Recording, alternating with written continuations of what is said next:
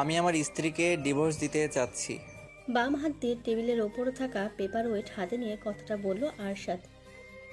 টাইয়ের নব ঢিলে করে একটু আরাম করে বসতে চাইল সে, তবে তার চোখে মুখে অস্বস্তি ফুটে উঠেছে। আরশাদ বসে আছে একজন ডিভোর্স আইনজীবীর সামনে। মধ্যবয়স্ক আইনজীবী তাকে জিজ্ঞেস করলেন, কেন? কারণ আমি আর ওকে জাস্ট নিতে পারছি না। পরকীয়ায় আসক্ত আপনার স্ত্রী?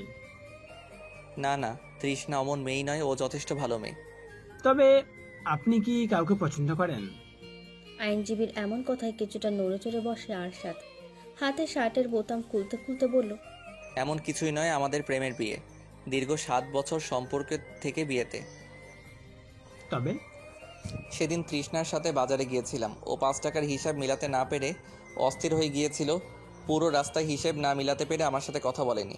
বা মশাই, আপনার স্ত্রী তো বেশ কড়া হিসেবে। বিয়ের আগে ওর এই স্বভাবটা ভালো ছিল, কিন্তু ইদানিং অসহ্য হয়ে উঠেছে। তাই আপনি তাকে তালাক দিয়ে দিচ্ছেন? সে তো আমার টাকার হিসেব নেয় না, সে নিজের টাকা খরচ করতে সে বারবার ভাবে। তাহলে আপনার সমস্যা হওয়ার কথা নয়, আপনি নিজের টাকা নিজে খরচ করুন। সমস্যাটা হচ্ছে ও আমার ক্লাসের সাথে যাচ্ছে না। হ্যাঁ, আমরা মিডিল ক্লাস ফ্যামিলি থেকে বিলং করতাম। ছাত্র জীবনে আমাদের এই 5-10 টাকা ছিল মাস শেষের সম্বল। তবে এই না, এখনও সেভ করে চলবো। কথাটা শেয়ার করুন তার সাথে। ডিভোর্স সমাধান নয়।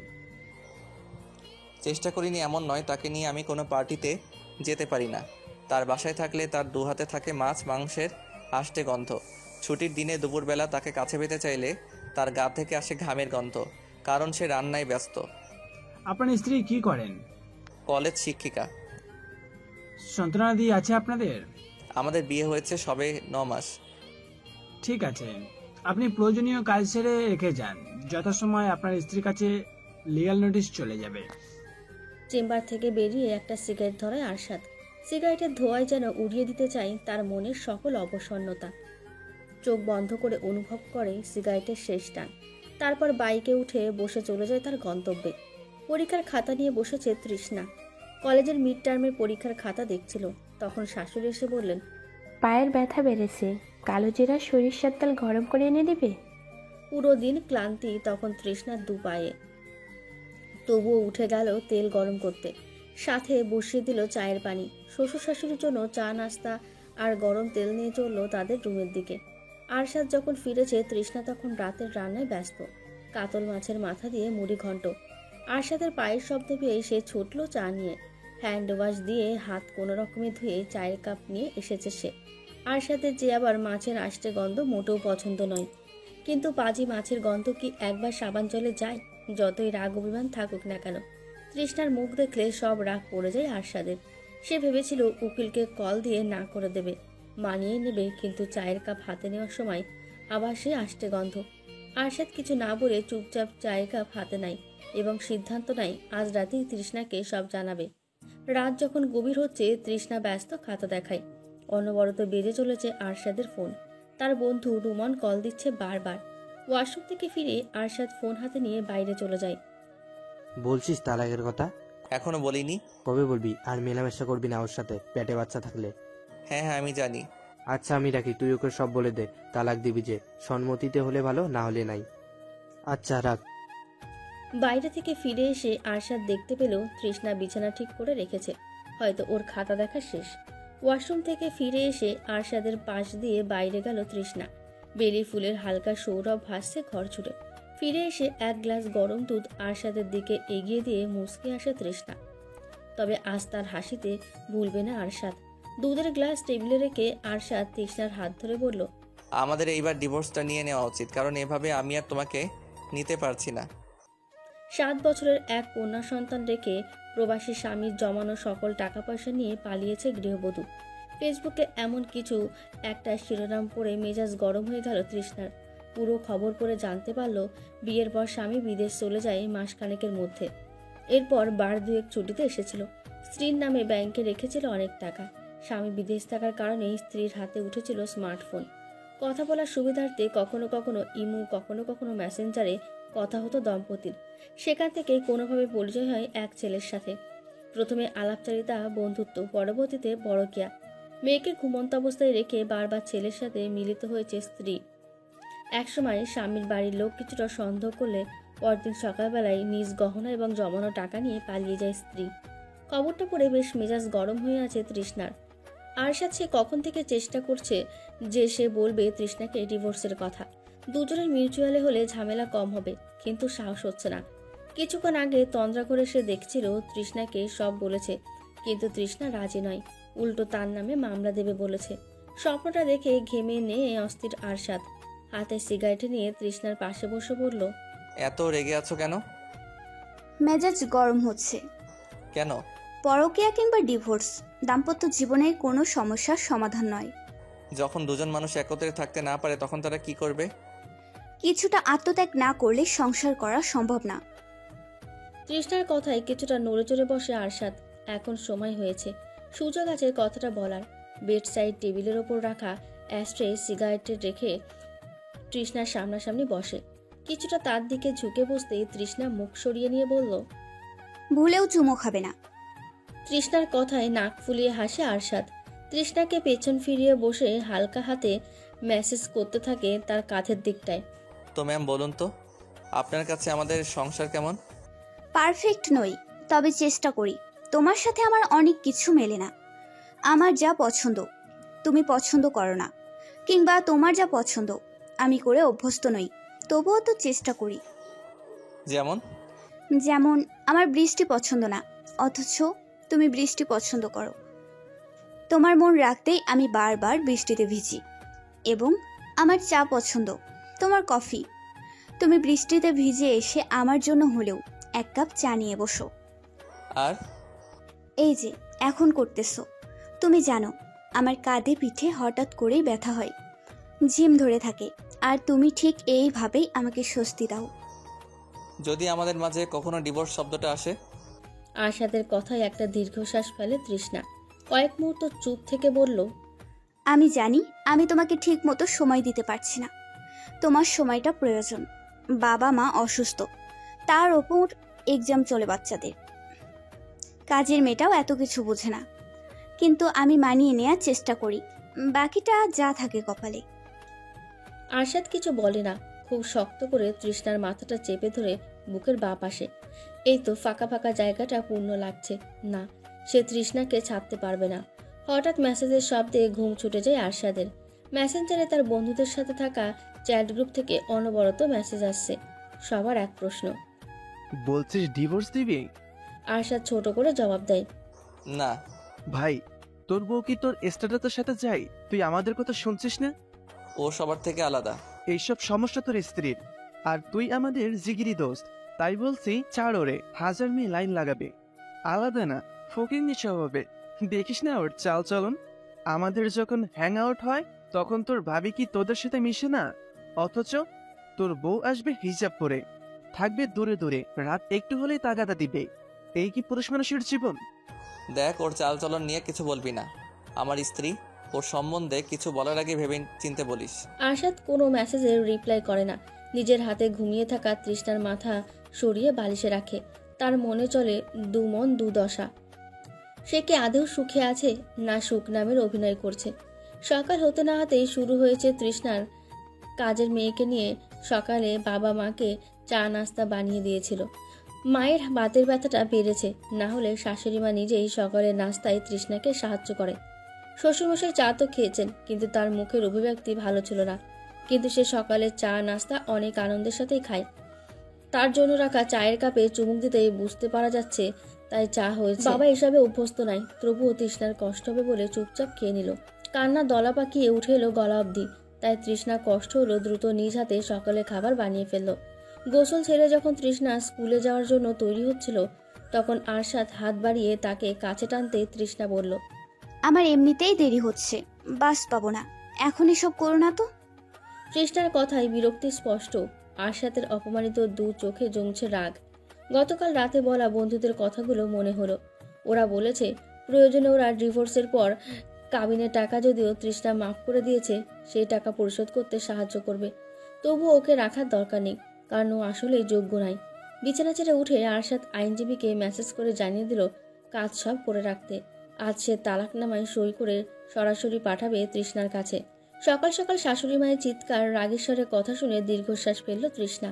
আজ নতুন নয়, এ বাসার নিত্যদিনের কাহিনী এসব। শাশুড়ি তার বইয়ের ওপর বিরক্ত প্রকাশ করে, আর শ্বশুর খবরের কাগজ পড়তে পড়তে মুচকি হাসে। একটা দীর্ঘশ্বাস ফেলে তৃষ্ণা এগিয়ে গেল খাবার টেবিলের পাশে। তার শাশুড়ি সাদা ভাতের প্লেট এবং ডিম ভাজি নিয়ে বসে আছেন। বলা বাহুল্য অপেক্ষা করছে তৃষ্ণার জন্য। তৃষ্ণা এগিয়ে যেতেই বলল, এই মেয়ে, কোনো বাহানা না, চুপচাপ এসে বসো বলছি। হিজাবে ক্লিপ লাগাতে লাগাতে তৃষ্ণা বলল, মা, সত্যিই আর সময় নেই, আমার বাস ধরতে হবে। আমি রুটি রোল করে নিয়ে যাচ্ছি, তাতেই হয়ে যাবে। পরে না হয়। নাও, হা করো। রুটি নিতে নিষেধ করেছে কে? নিয়ে যাও, আগে ভাত খেয়ে নাও। আপনি হাঁটুর ব্যথা নিয়ে আবার ভাত চড়িয়েছেন? আতুর ঘরে 3 দিন থাকার পরেই আমার শাশুড়ি আমাকে ধান বানতে দিয়েছিলেন। হাঁটুর ব্যথা নিয়ে ভাত রান্না 3য় বিশ্বযুদ্ধ নয়। এই পর্যায়ে শ্বশুর বললেন, কেন দিব না? ও কি কম করে আমাদের জন্য? এই কাজের মেয়েদের রান্না খেতে কষ্ট হয় বলে নিজে রান্না করে। আমি 2 মুঠো ভাত খাইয়ে দিলে কি এমন হয়? তৃষ্ণার চোখে হঠাৎ পানি এলেও প্রকাশ করল না সে। তাগাদা দিয়ে বেরিয়ে এলো বাসা থেকে। এতটা সুখ বুঝি তার পরাণে লাগেনি আগে। পরীক্ষা শেষ করে টিচার্স রুমে প্রবেশ করতেই তৃষ্ণার ফোন বেজে উঠল।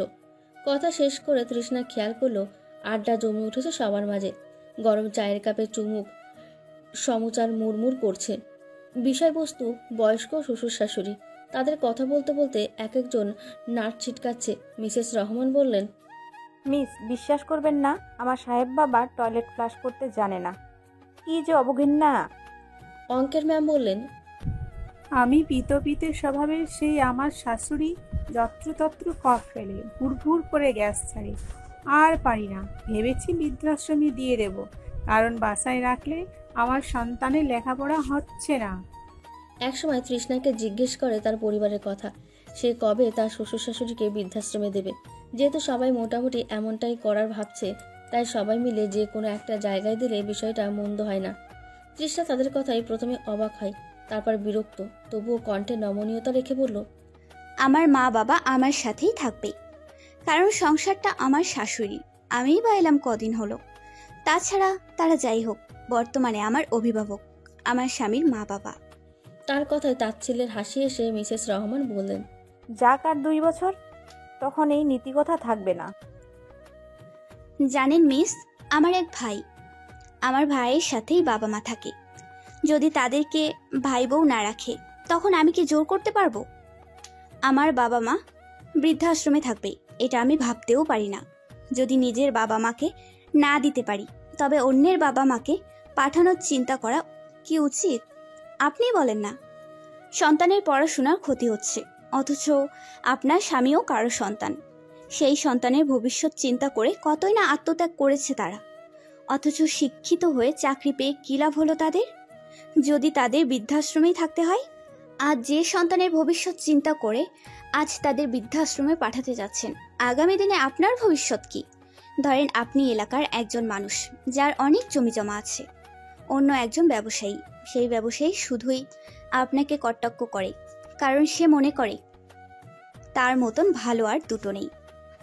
কিন্তু দিনে দিনে তার ব্যবসায় মন্দা দেখা দিচ্ছে, কারণ বাজারে নতুন একজন এসেছে। সে আর কেউ নয়, আপনি, যে নিজের জমিতে ফসল ফলিয়ে নিজের সব করছেন। আপনার লাভ লোকসান আপনার নিজের কাছেই রইল। অপরদিকে ব্যবসায়ীকে অন্যের থেকে ফসল কিনে নানা উপায়ে প্রচারণা করে তারপর ব্যবসা করতে হয়, কিন্তু এতে সে খুব একটা লাভ হচ্ছে না, কারণ লাভের পরিমাণ খুব অল্প। ঠিক তেমনি শ্বশুরবাড়ি হচ্ছে জমি, যে আমাদের আগলে রাখবে তাদের সবটা দিয়ে। তাদের অবহেলা করে আমরা কি সুখী হতে পারি? আজ আমি বউ, কাল তো শাশুড়ি হব। হ্যাঁ মানি, অনেক শাশুড়ি বউকে অত্যাচার করে, তাই বলে তো আর সবাই সমান নয়। বরফ মিশ্রিত ঠান্ডা পানীয় ধীরে ধীরে স্বাভাবিক তাপমাত্রায় গরম হয়ে যায়, আর রইল বাকি মানুষের মন। আরশাদ চিন্তিত মুখে বসে আছে। তার পাশে বসে আছে রাকিব, আসিফ, শাকিল সহ আরো 2-1 জন।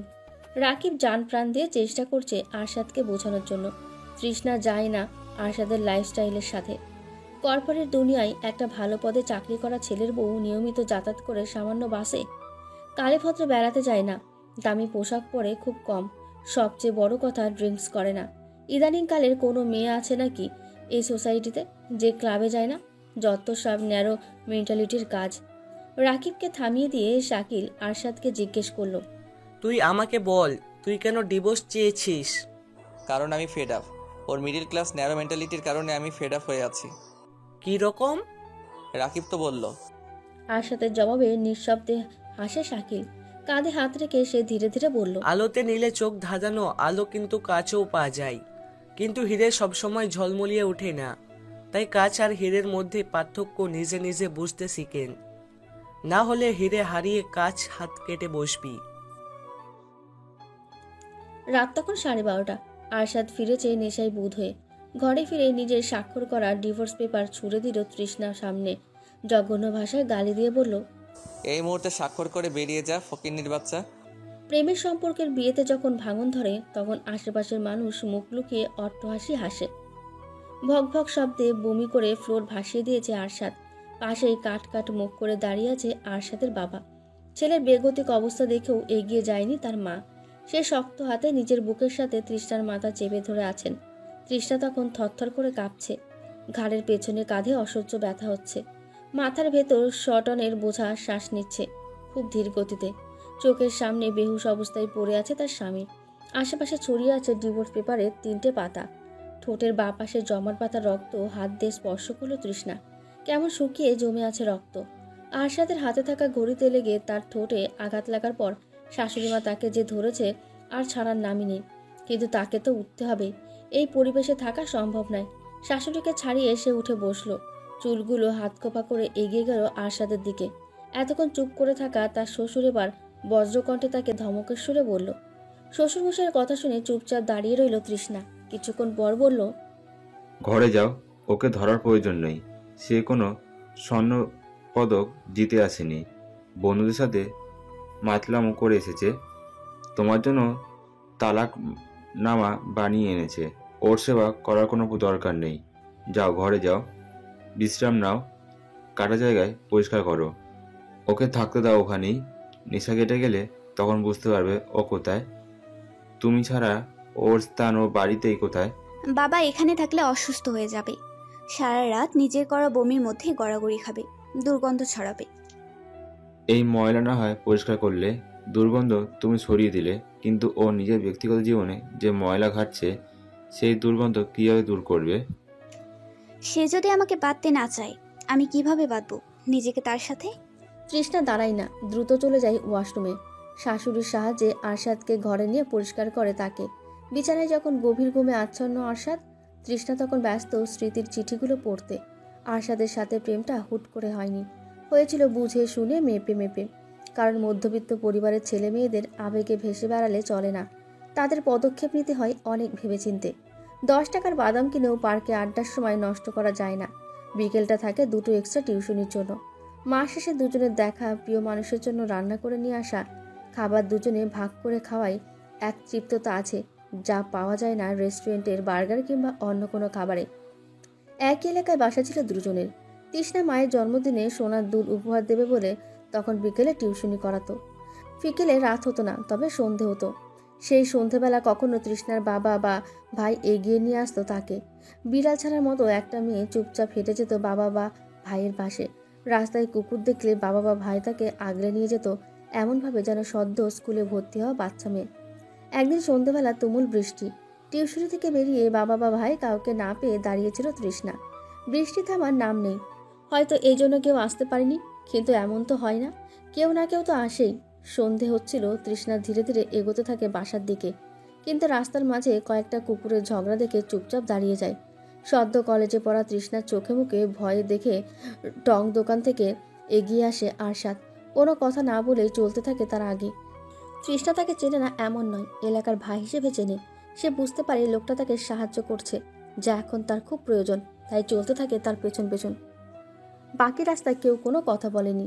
বাসার কাছাকাছি আসতেই তাদের সামনে একটা রিক্সা এসে দাঁড়ায়। রিক্সায় ছিল তৃষ্ণার বড় ভাই।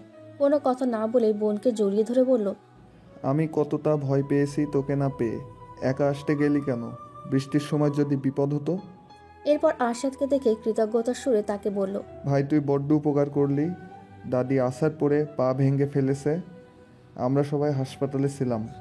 ওকে আনতে যাব তখন বৃষ্টি, তবুও যেতে যেতে দেখি এসে পড়েছে। এগিয়ে দিয়ে গেলি, এর জন্য অনেক ধন্যবাদ। উল্টো কেন ভাবলেন না? আমি তো ক্ষতিও করতে পারতাম। চাম আমার কাছে যখন জিজ্ঞেস করতে গেছিলাম তখন সে বলল কুকুরের ঝগড়ার কথা, তাছাড়া তোকে অবিশ্বাস করার কিছুই নেই।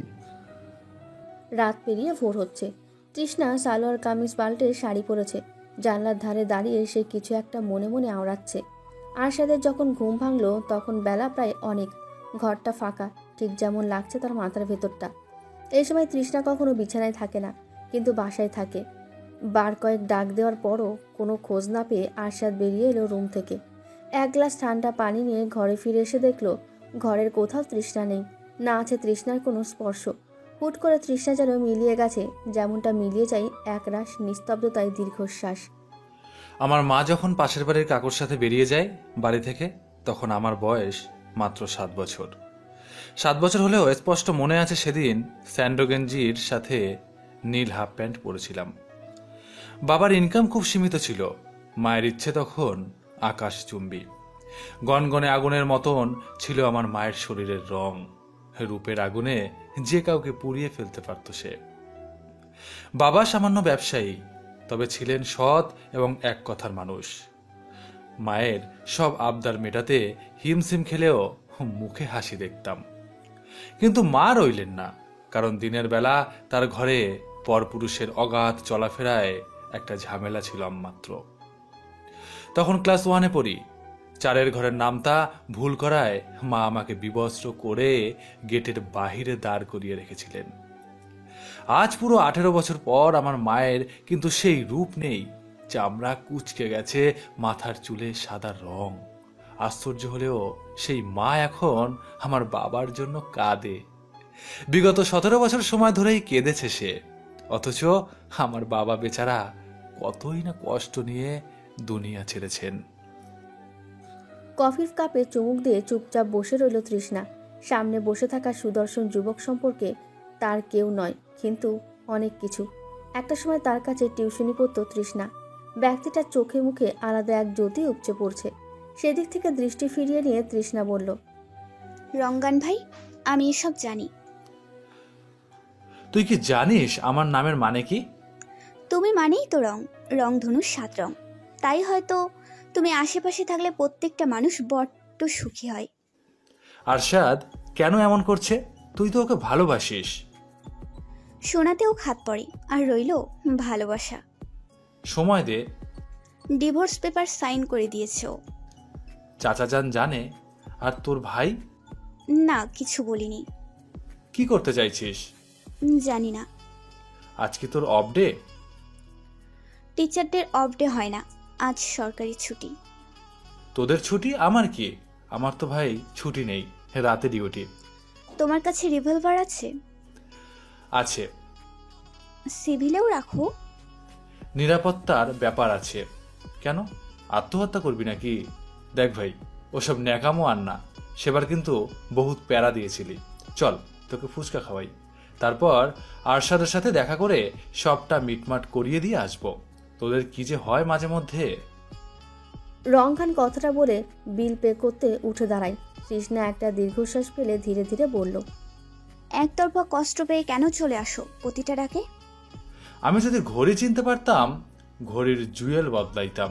ঘড়ির জুয়েল বদলাইব কেমনে যায় মিস্ত্রির কাছে? মন আমার দেহ ঘড়ি, সন্ধান করি কোন মিস্ত্রি বানাইছে। রংগান যেন নিজের মাঝে নিজেই আস্ত এক দুনিয়া।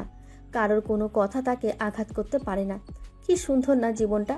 কে বলবে উচ্চপদস্থ পুলিশ কর্মকর্তা রাতভর ডিউটি করে বিশ্রাম না নিয়ে ছুটে এসেছে তার একটা মাত্র কলে। আপন মনে তখনও গান গেয়ে চলেছে রংগান। গ্রামের বাড়ি একই এলাকার হওয়ায় তাদের পরিবারের সাথে বেশ ভালো সখ্যতা রয়েছে। এমনকি আরশাদ তৃষ্ণার বিয়েতে 2 পরিবারের কাছে ঘটকের কাজ সে করেছিল। অথচ সচরাচর কেউ কি বোঝে সবার জীবনে রং লাগানো এই রংগান নামের মানুষটার পুরোটা জীবন রঙহীন। দাঁড়িয়েই থাকবে? বাইক এনেছো? না, গরুর গাড়ি। চলবে ম্যাম? মন খারাপ করিস না, সব ঠিক হয়ে যাবে। হয়তো। তোর কি দাঁতে পোকা?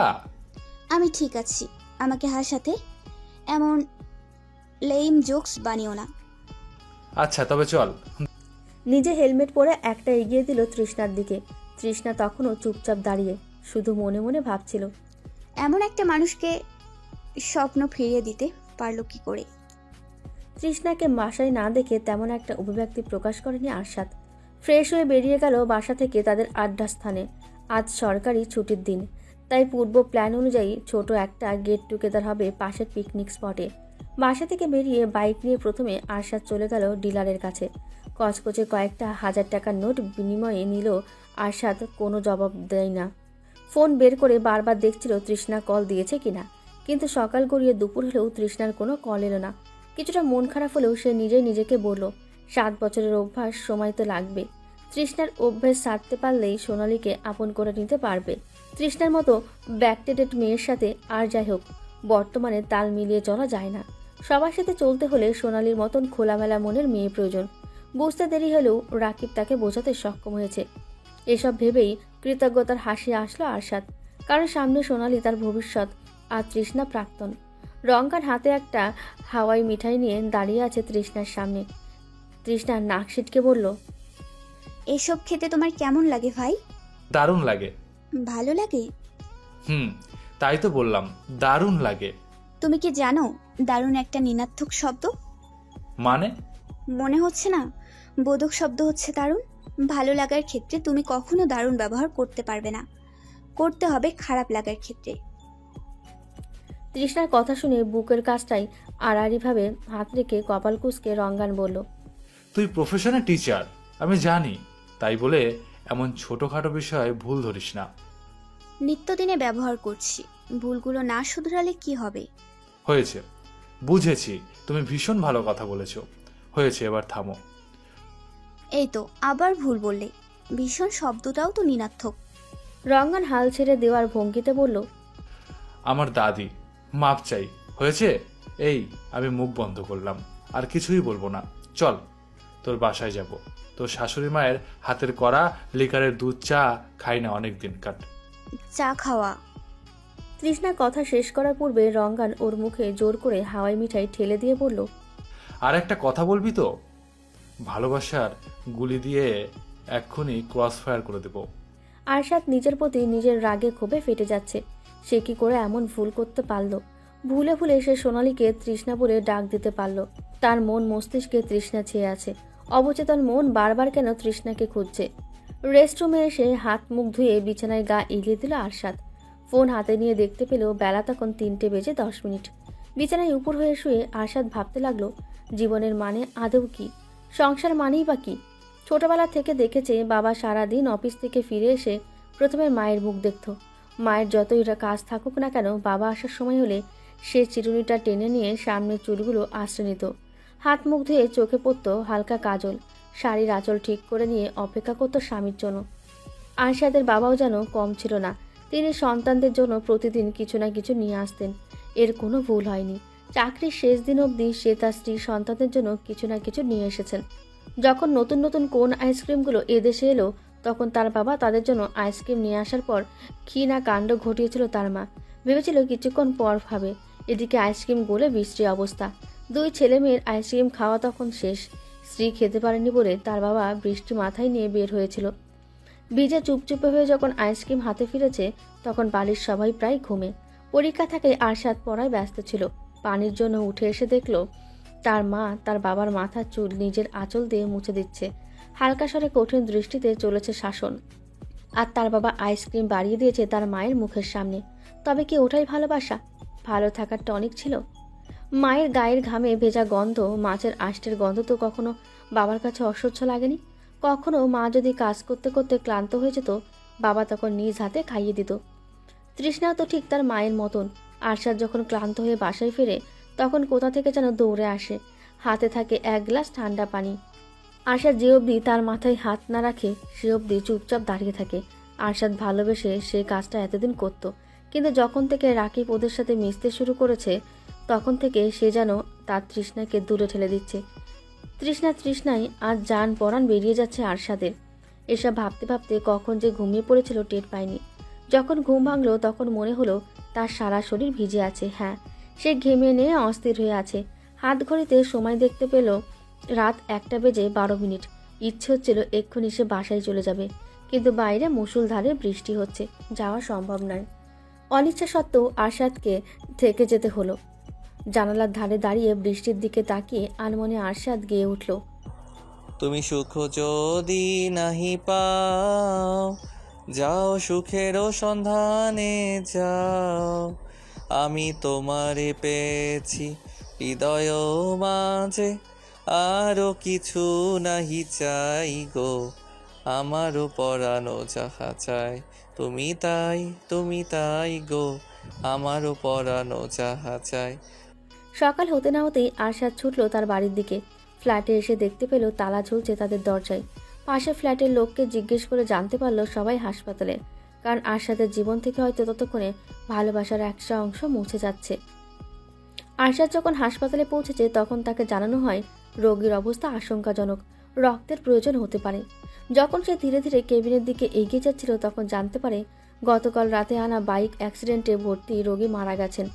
অন্যজনের অবস্থা আশঙ্কাজনক। আরশাদ এই রক্ত জিনিসটা নিতে পারে না, তার প্রচণ্ড গা গুলিয়ে ওঠে এসবে।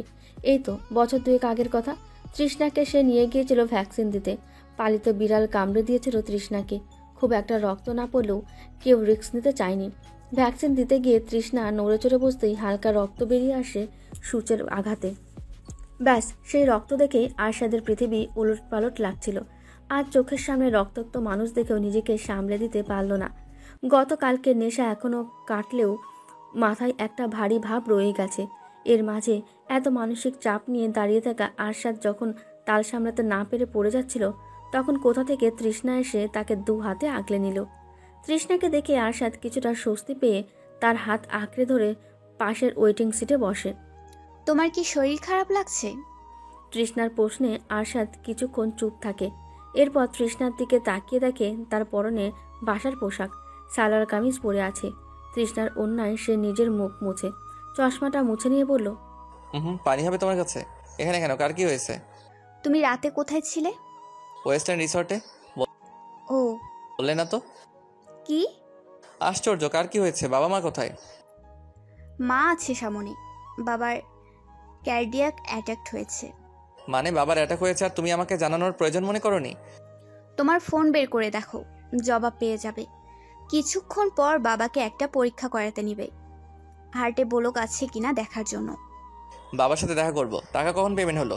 না, এখন প্রয়োজন নেই। ভারী পুরুষালী কণ্ঠে কেউ আরশাদকে নিষেধ করে। সামনে তাকিয়ে দেখে রঙ্গান দাঁড়িয়ে আছে। আরশাদের সাথে কুশলাদি বিনিময়ের দিকেও যায়নি রঙ্গান।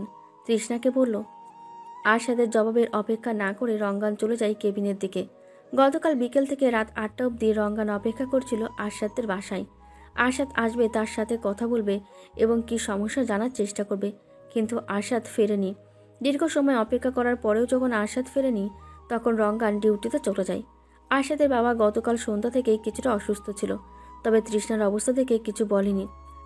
রঙ্গান বা আরশাদের বাবা চেষ্টা করেছে গতকালের সন্ধ্যা যেন অনেকটা আনন্দের মাঝে কাটে। রাত যত গভীর হতে থাকে ব্যথাটা বাড়তে থাকে। ছেলের প্রতি জমা অভিমানের কারণে সে অসুস্থতার কথা জানায়নি। 3 পাওয়ারে টেনিল খেয়ে ঘুমানোর চেষ্টা করেছিল, কিন্তু রাত 2টোর দিকে তার বুকে প্রচণ্ড ব্যথা শুরু হয়।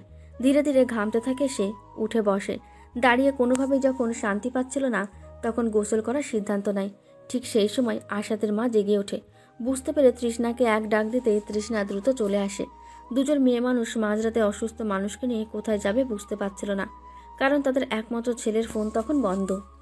বাধ্য হয়ে তৃষ্ণা তার ভাই এবং রঙ্গানকে কল দেয়। তৃষ্ণার ভাই আগে পৌঁছে গেলেই তাকে নিয়ে হাসপাতালে চলে আসে তৃষ্ণা।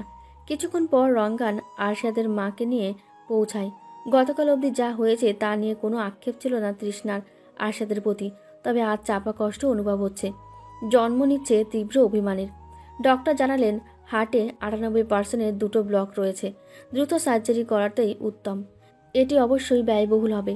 পেশেন্টের যা অবস্থা তাতে যত দ্রুত হয় তত ভালো। রঙ্গান তখন ছিল না, জরুরি কাজে বেরিয়েছে। তৃষ্ণা এবং আরশাদ যখন জানতে পারল তখন দুজন চুপচাপ ছিল। আশাদ নিচে জানে তার কাছে এত টাকা নেই। বাবা পেনশনের টাকায় নিজ ইচ্ছেই বাড়ি করেছে। এই মুহূর্তে এত টাকা জোগাড় করা আদৌ কি সম্ভব? অফিস থেকে একদিনের ছুটি নিয়েছিল আরশাদ। আগামীকাল তাকে অফিসে যেতে হবে, চেষ্টা করবে লোন নেওয়ার, তাছাড়া আর উপায় তো নেই। পুরো দিন আরশাদ চিন্তা করেছে সে সময়ে অসময়ে কতই না টাকা নষ্ট করেছে। এই তো গত পরশু সে 1020 টাকা নষ্ট করেছে মাত্র বন্ধুদেরকে বিয়ার খরচ দিয়ে, অথচ আজ 20,000 টাকা থাকলেও অনেকটা এগিয়ে যেত। অফিস শেষে যখন আরশাদ বাবার কাছে হাসপাতালে গেল, তখন রিসেপশন থেকে তাকে জানানো হলো তার বাবাকে কিছু প্রয়োজনীয় পরীক্ষা করতে নেওয়া হয়েছে, কারণ কাল দিন পর তার অপারেশন, এবং তার হাতে একটি রিসিপ্ট দিয়ে বলল সই দিতে। কখন পেমেন্ট হলো? ওনার ছেলের স্ত্রী মিসেস তৃষ্ণা ওয়াহেদ কিছুক্ষণ পূর্বে আপাতত 2 লক্ষ টাকা পে করেছে, বাকিটা অপারেশনের দিন করবে বলেছে। আরশাদ রিসিট হাতে চুপচাপ দাঁড়িয়ে রইল। তৃষ্ণার কি আদৌ কোনো প্রয়োজন ছিল তার বাবার জন্য এসব করার, যেখানে তাদের ডিভোর্স ফাইল হয়েছে? ওয়েটিং সিটে বসে প্রায় ঘুমিয়ে গিয়েছিল তৃষ্ণা। শাশুড়ি মায়ের কাঁধে মাথা রেখে ক্লান্তিতে তার দু চোখ আর সঙ্গ দিচ্ছে। আরশাদের মা কিছুটা চেপে বসে তৃষ্ণাকে একটু ভালোভাবে বসে থাকতে দিল। তার সামনের সিটে বসে থাকা ভদ্রমহিলা জিজ্ঞেস করলেন, আপনার মেয়ে জি। বিয়ে দিয়েছে? কিছু না বললে একটি কথা বলি। বলুন। আমার কাছে ভালো একটা সম্বন্ধ আছে, ছেলে ভালো, চাকরি করে, বাবা মায়ের এক ছেলে। আচ্ছা। যদি রাজি থাকেন তো। ছেলে বিয়ে করিয়ে এনেছি এই মেয়ে। ঠিক বুঝলাম না। আমার ছেলের বউ। আরশাদের মায়ের জবাবে ভদ্রমহিলা বেশ অপ্রস্তুত হয়ে পড়লেন। বোকা বোকা হাসি দিয়ে বললেন, ছেলের বউকে কেউ মেয়ে বলে পরিচয় দেয় না। দেয় না? তবে আমি এবং আমার স্বামী দিই, কারণ এই মেয়েটা তো আমাদের মা বাবা বলে ডাকে। তবে কেন সে আমার সন্তান নয়? আপনার মতো সবাই চিন্তা করলে। কথোপকথনের মাঝে রঙ্গান এসে আরশাদের মায়ের হাতে কফি দিয়ে যায়। কিছুক্ষণ পর আরশাদের বাবাকে অপারেশন থিয়েটারে নিয়ে যেতে হবে। আজ তাই রঙ্গান ছুটি নিয়েছে। আরশাদ তখন রক্ত দিতে এসেছে তাদের সাথে ব্যস্ত।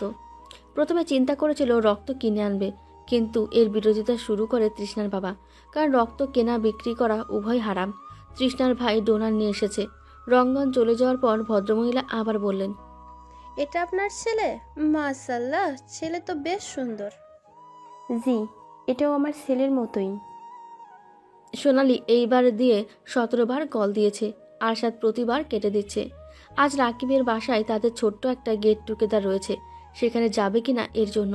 কিন্তু আরশাদ আগেই মানা করে দিয়েছিল, সে যতই খারাপ ছেলে বা সন্তান হয়ে থাকুক না কেন, এতটাও না যে তার বাবাকে অপারেশন থিয়েটারে রেখে সে আড্ডা দিতে পারবে। পৃথিবীর সব থেকে বাজে সন্তানের পক্ষেও এটা সম্ভব নয়। বিগত কয়েকদিন যাবৎ একটা অপরাধবোধ তাকে ঘুমোতে দেয় না। সে জানে না সে রাতে নেশা করে এসে কি কি করেছিল বাসায়, তবে এটা নিশ্চিত তার বাবার অসুস্থতা এই কারণেই অনেকটা বেড়েছে। যদি রাতে রিসর্টে না থাকতো তবে হয়তো বাবাকে আরও আগে হাসপাতালে নিয়ে যেতে পারত।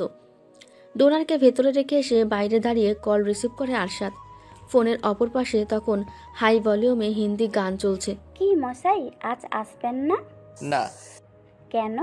রাকিব বলেনি আমার বাবার আজ সার্জারি আছে? ও আচ্ছা, জানতামই না। আঙ্কেল এখন কেমন আছেন? অপারেশনের প্রস্তুতি নিচ্ছে। আপনি কি আমার প্রতি রেগে আছেন? জি না। সেদিন দুপুরে কোথায় হাওয়া হয়েছিলেন? দুপুরের পর আপনাকে পেলামই না। রিসর্টে ছিলাম, কিছুটা ক্লান্তি ছিল তাই ঘুমিয়েছিলাম। আমি আপনার খোঁজ করেছিলাম, কিন্তু আপনি নিরুদ্দেশ ছিলেন। জি, মাঝে মধ্যে নিরুদ্দেশ হতে হয়। একটা কথা বলবো? বলুন। আমাদের মাঝে সম্পর্ক কি? আমরা দুজনই রাকিবের বন্ধু। রাকিব আমার বন্ধু, ঠিক তেমনি আপনি রাকিবের, তাই বলতে পারেন বন্ধু।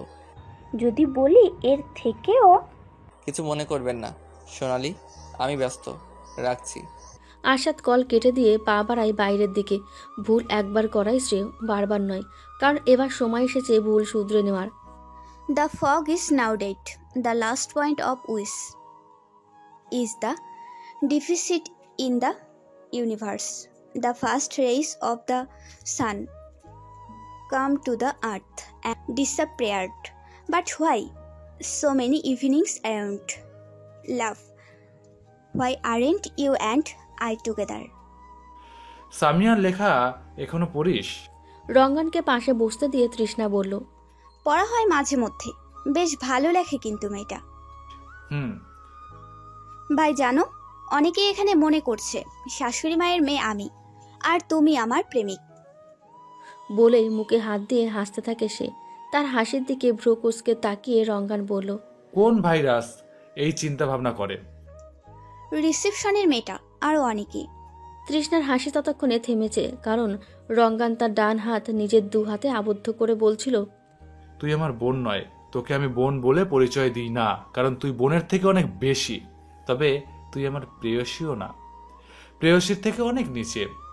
আমার দিক থেকে যদি প্রেমিকের 1 ইঞ্চি একতরফা ভালোবাসা তোর প্রতি থাকতো, তবে আজ তুই আমার স্ত্রী হতে বাধ্য থাকতি, এবং আরশাদ কখনোই আমাদের মাঝে আসতে পারতো না।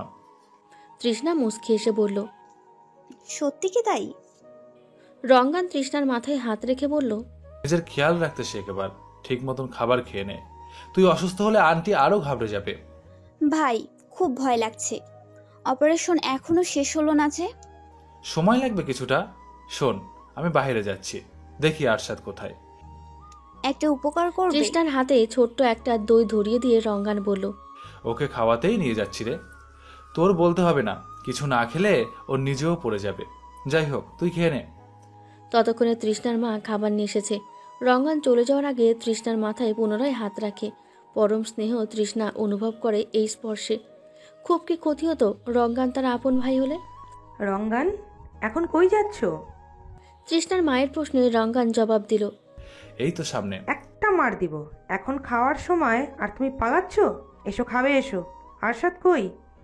আমি তোকেই ডাকতে যাচ্ছিলাম কাকি। যেতে হবে না, কল দাও। আসো, খেয়ে নিবে আসো। আমি আরশাদের মাকে নিয়ে আসছি।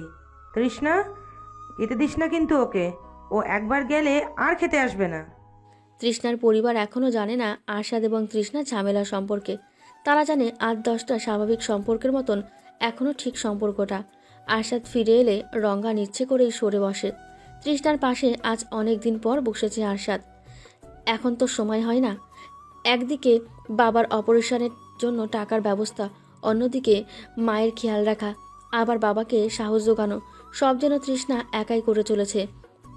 আজ আরশাদ বুঝতে পারছে, অপচয় না করে যদি কিছু টাকা জমাতো, কথায় কথায় বন্ধুদের ট্রিট না দিয়ে যদি একটু সামলে চলতো, তবে হয়তো আজ তৃষ্ণার পাশে বসতে এতটা খারাপ লাগতো না।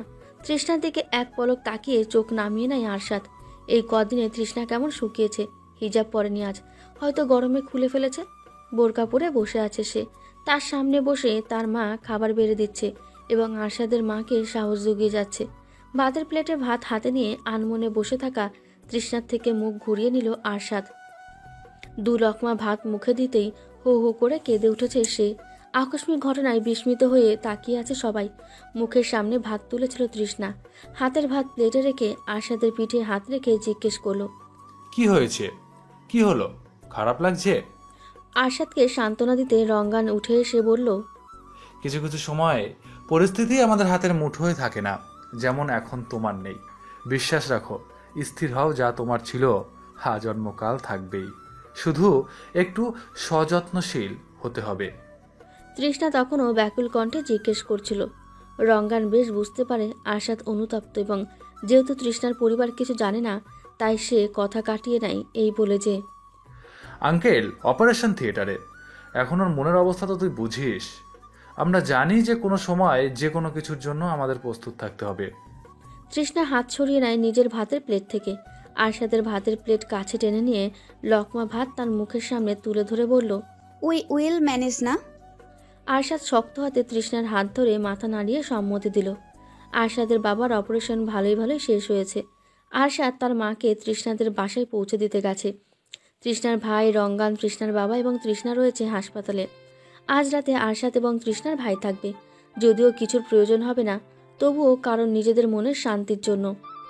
আরশাদ ফিরে এলে তৃষ্ণা তার বাবার সাথে চলে যাবে। ওয়েটিং সিটে ভাইয়ের কাঁধে মাথা দিয়ে কথা বলছিল তৃষ্ণা।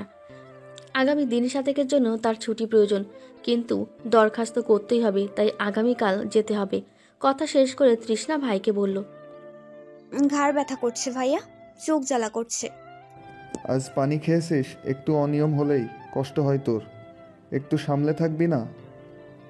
বস এখানে, আমি পানি নিয়ে আসি। সাথে কিছু খাবার। না, যেও না, থাকো। আমি একটু চোখ বন্ধ করে থাকি, ও ফিরলেই তো বাসায় চলে যাব। কথার মাঝে রঙ্গান এবং তৃষ্ণার বাবা চলে আসে। রঙ্গানের ডিউটি 8টা থেকে। কিছুক্ষণ পর তাকে চলে যেতে হবে। তারা গিয়েছিল পাশের কফি শপে। তৃষ্ণার বাবা তৃষ্ণাকে জিজ্ঞেস করলেই তার ভাই সব বলে। রঙ্গান অনুমতি চায় তৃষ্ণাকে পাশের কফি শপে নিয়ে যেতে। ভদ্রলোক বলেন, তোমরা 3 জন যাও, আমি আছি। ভালোবাসার সময় তো নেই, ব্যস্ত ভীষণ কাজে। হাত রেখো না বুকের গাঢ় ভাজে, ঘামের জালে ভিজে সাবার করালে রোদ্দুরে, কাছেই পাই না হৃদয় রোদ্দুরে। কাজের মাঝে দিন কেটে যায়, কাজের কোলাহল, তৃষ্ণাকে ছোঁয়ে ঘরায় তোলা জল। নদী আমার বয়না পাশে, স্রোতের দেখা নেই, আটকে রাখে গৃহস্থলীর লেই। কফিতে চুমুক দিয়ে তৃষ্ণা জিজ্ঞেস করল, রুদ্রবাবুর কবিতা এখনো মনে আছে তোমার? রঙ্গান মৃদু হাসে, চোখের ইশারায় দেখায় পাশের এক টেবিলে বসে থাকা দুজনকে। তাদের দিকে তাকিয়ে এসে বলল, প্রথম প্রেমের অনুভূতি কিংবা প্রথম প্রেমের বেইমানি সব সময় মনেই থাকে। আত্মহত্যা মানুষ মরার জন্য করে না, করে বাঁচার জন্য। রঙ্গানের কথায় চোখেতে তৃষ্ণা তাকায় রঙ্গানের হাতের দিকে। এখনও দাগগুলো স্পষ্ট। বছর 5 আগে রঙ্গান নিজের বাঁ হাতের শিরা কেটেছিল, তার প্রেয়সী তাকে ঠকিয়েছে বলে। সদ্য ট্রেনিং শেষ করে ফিরে এসে যখন জানতে পারল তার প্রেয়সী আঞ্জুম অন্য কারোর সাথে গভীর সম্পর্কে ডুবে আছে, তখন নিজেকে শেষ করে দিতে চাইল রঙ্গান। কিন্তু যখন তার অবস্থা শরণাপন্ন, তখন সে কল দেয় তৃষ্ণার ভাইকে। তৃষ্ণার খুব মনে আছে, সেদিন ছিল রবিবার। আরশাদের সাথে কথা শেষ করে টিভিতে সিনেমা দেখতে বসেছিল। ভাইয়ের তখন আবদার তার মাথায় গরম তেল মালিশ করে দিতে হবে। বাইরে তখন বৃষ্টি। সেই বৃষ্টিতে মিষ্টি আবহাওয়ায় মায়ের হাতের কড়া লিকারের দুধ চা যেন অমৃত সম। সাথে ছিল বাবার হাতে বানানো বেগুনি। সবেমাত্র বেগুনিতে তার ভাই কামড় বসিয়েছে, ঠিক তখন টেবিলের ওপরে রাখা ফোন বেজে উঠল। তার ভাই গরম বেগুনি মুখে পুরেই কথা হ্যালো বলে। অপর পাশে কে কি বলছিল তা শুনতে পায়নি অন্য কেউ। মুখ থেকে বেগুনি বের করে গায়ে শার্ট জড়িয়ে বেরিয়ে যায়। মিনিট 27 পর কল দিয়ে তার বাবাকে দ্রুত হাসপাতালে যেতে বলে। আরশাদ আত্মহত্যার চেষ্টা করেছিল, কিন্তু যখন সে বুঝতে পারল সত্যি সে মরে যাচ্ছে এবং এটা হতে চলেছে তার জীবনের সবচেয়ে বড় ভুল, তখন কল দেয় তৃষ্ণার ভাই তুষারকে।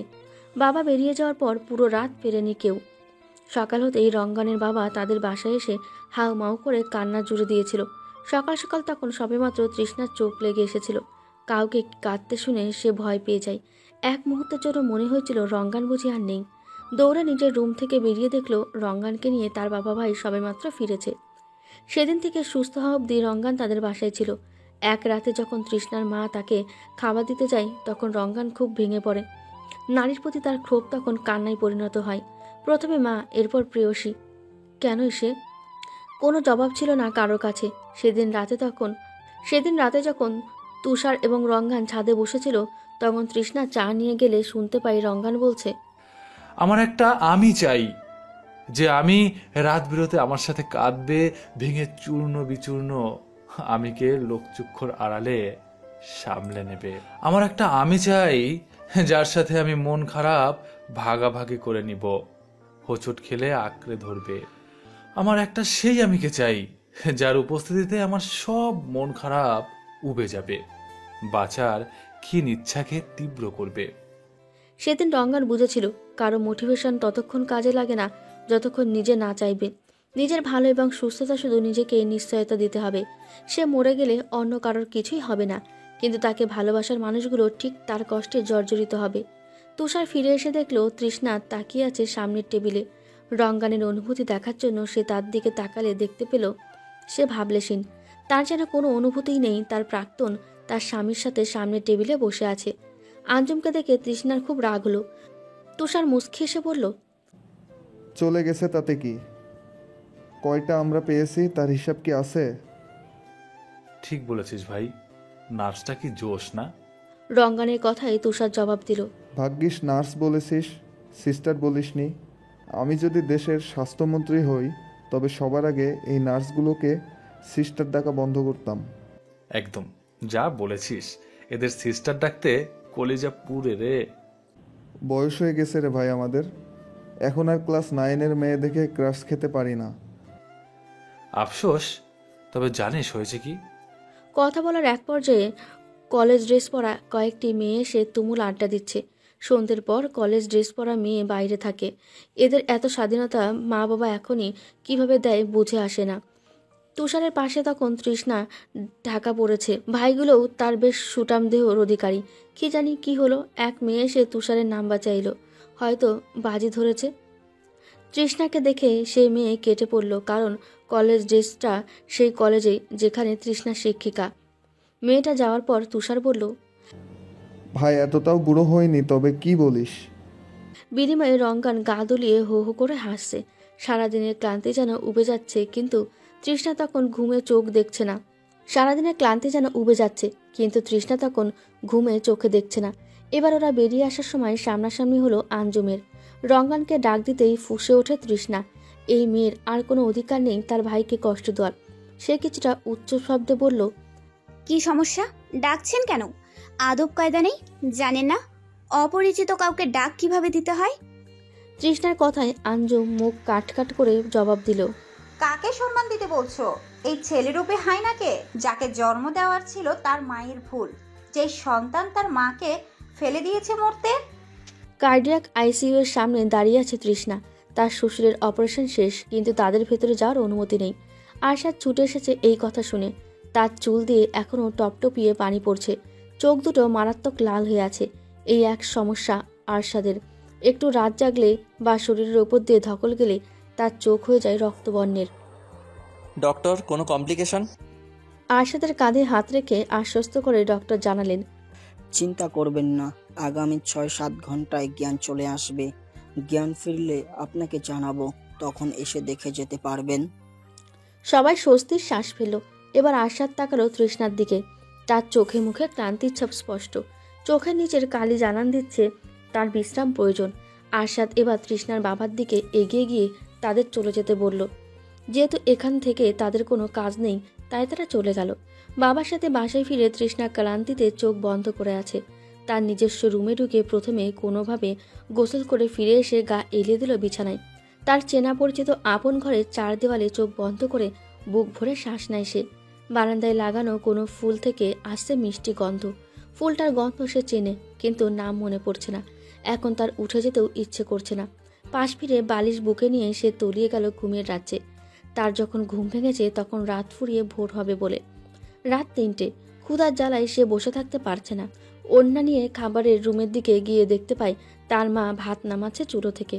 হাত দিয়ে চুলগুলো খোপা করে তৃষ্ণা জিজ্ঞেস করলো, এখন ভাত রান্না করো কার জন্য? ওই যে এক নবাব দাদি আছে না, তার জন্য। নবাব জাদি যে এখন খেতে আসবে, তা আপনি জানেন কিভাবে? 25 বছর পেরে তারপর বিয়ে দিচ্ছি, আই নক্ষত্র সব জানি। টেবিলে বসে তৃষ্ণা দেখতে পেল তার মা তার জন্য শুটকি ভর্তা, সজের পাতা ভর্তা এবং গরম ধোয়া ওঠা ভাত নিয়ে বসে আছেন। এমন খাবার দেখে তৃষ্ণা আর কথা বাড়ায় না, চুপচাপ খেয়ে নেয়। খেতে খেতে হঠাৎ তার মনে হয় আঞ্জুমের কথা। আঞ্জুম কেন এটা বলল? সে একবার চিন্তা করে মাকে কি জিজ্ঞেস করবে। আবার ভাবেন, মা যদি না বলে? রঙ্গান ভাই জানলেই বা কি বলবে? তৃষ্ণাকে ভাবুক চেহারায় দেখে তার মা তাকে উল্টো জিজ্ঞেস করলেন, খাওয়ার সময় এত কিসের চিন্তা? তেমন কিছু না। বলে ফেলো। তৃষ্ণা তখন ধীরে ধীরে মাকে সবটা বললেই তার মা বলল, রঙ্গানের মায়ের লিভার সিরোসিস, প্রায় লাখ লাখ টাকা খরচ এই চিকিৎসায়। এখন তারা চায় রঙ্গান সব টাকা দিক, কারণ তার মা বলে। কিন্তু তুই তো জানিস রঙ্গান কেমন, ওর হাতে টাকা থাকে কই? ও একসাথে 50 জন বৃদ্ধার খরচ একা চালায়। ও যদি ওর মাকে টাকা দেয়, তবে সেই সব 50 জন না খেয়ে থাকবে। আঞ্জুম হচ্ছে রঙ্গানের সৎ বোনের যা, তাই সে সব জানে। হয়তো রঙ্গান টাকা দেয়নি, তাই সে এমন বলেছে। একেবারেই দেয়নি। ও ছেলেকে তুই জানিস না, দিয়েছে ঠিকই, কিন্তু কি বলতো, ওদের চাহিদা পূর্ণ করতে পারছে না বলে এত সমস্যা। এক মগ চা হাতে নিজের ঘরে ফিরে এলো তৃষ্ণা। তার শাশুড়ি মা পাশের ঘরে ঘুমাচ্ছেন। নানা জল্পনা কল্পনায় তৃষ্ণা কল দিল আরশাদের ফোনে। বালিশের নিচ থেকে বেজে উঠেছে ফোন। চায়ের মগে চুমুক দিয়ে তৃষ্ণা ফোন হাতে নিল। কপালের দিকটায় আবেগী ভঙ্গিতে একটু আঘাত করে সে আরশাদের ফোন দিয়ে, নিজের ফোন টেবিলের ওপর রেখে নিয়ে কল দেয় তার ভাইকে। একবার কল হতেই রিসিভ করে সে। মনে হয় ফোন হাতেই ছিল। প্রেম করছিলে? বেশি পেকেছিস? পাকতে পাকতে ঝুনা নারকেল হয়ে গেছি। তাই তো দেখছি। ডক্টর কিছু বলেছে? না। কোথায় তোমরা? গাড়ির শব্দ কিসের? চা খেতে বেরিয়েছিলাম। চা খাওয়া যায় না? এই একদম চুপ, বন্যা এখন শুরু করিস না। আচ্ছা, আরশাদ কই? কেন? প্রেম করবি? লজ্জা করে না? বড় ভাইয়ের ফোনে কল দিয়ে প্রেম করতে চাস? না, করে না। ফোন দাও তো। ওর ফোনে কল দে, আমি ঘুমাবো। রাস্তায় ঘুমাবা?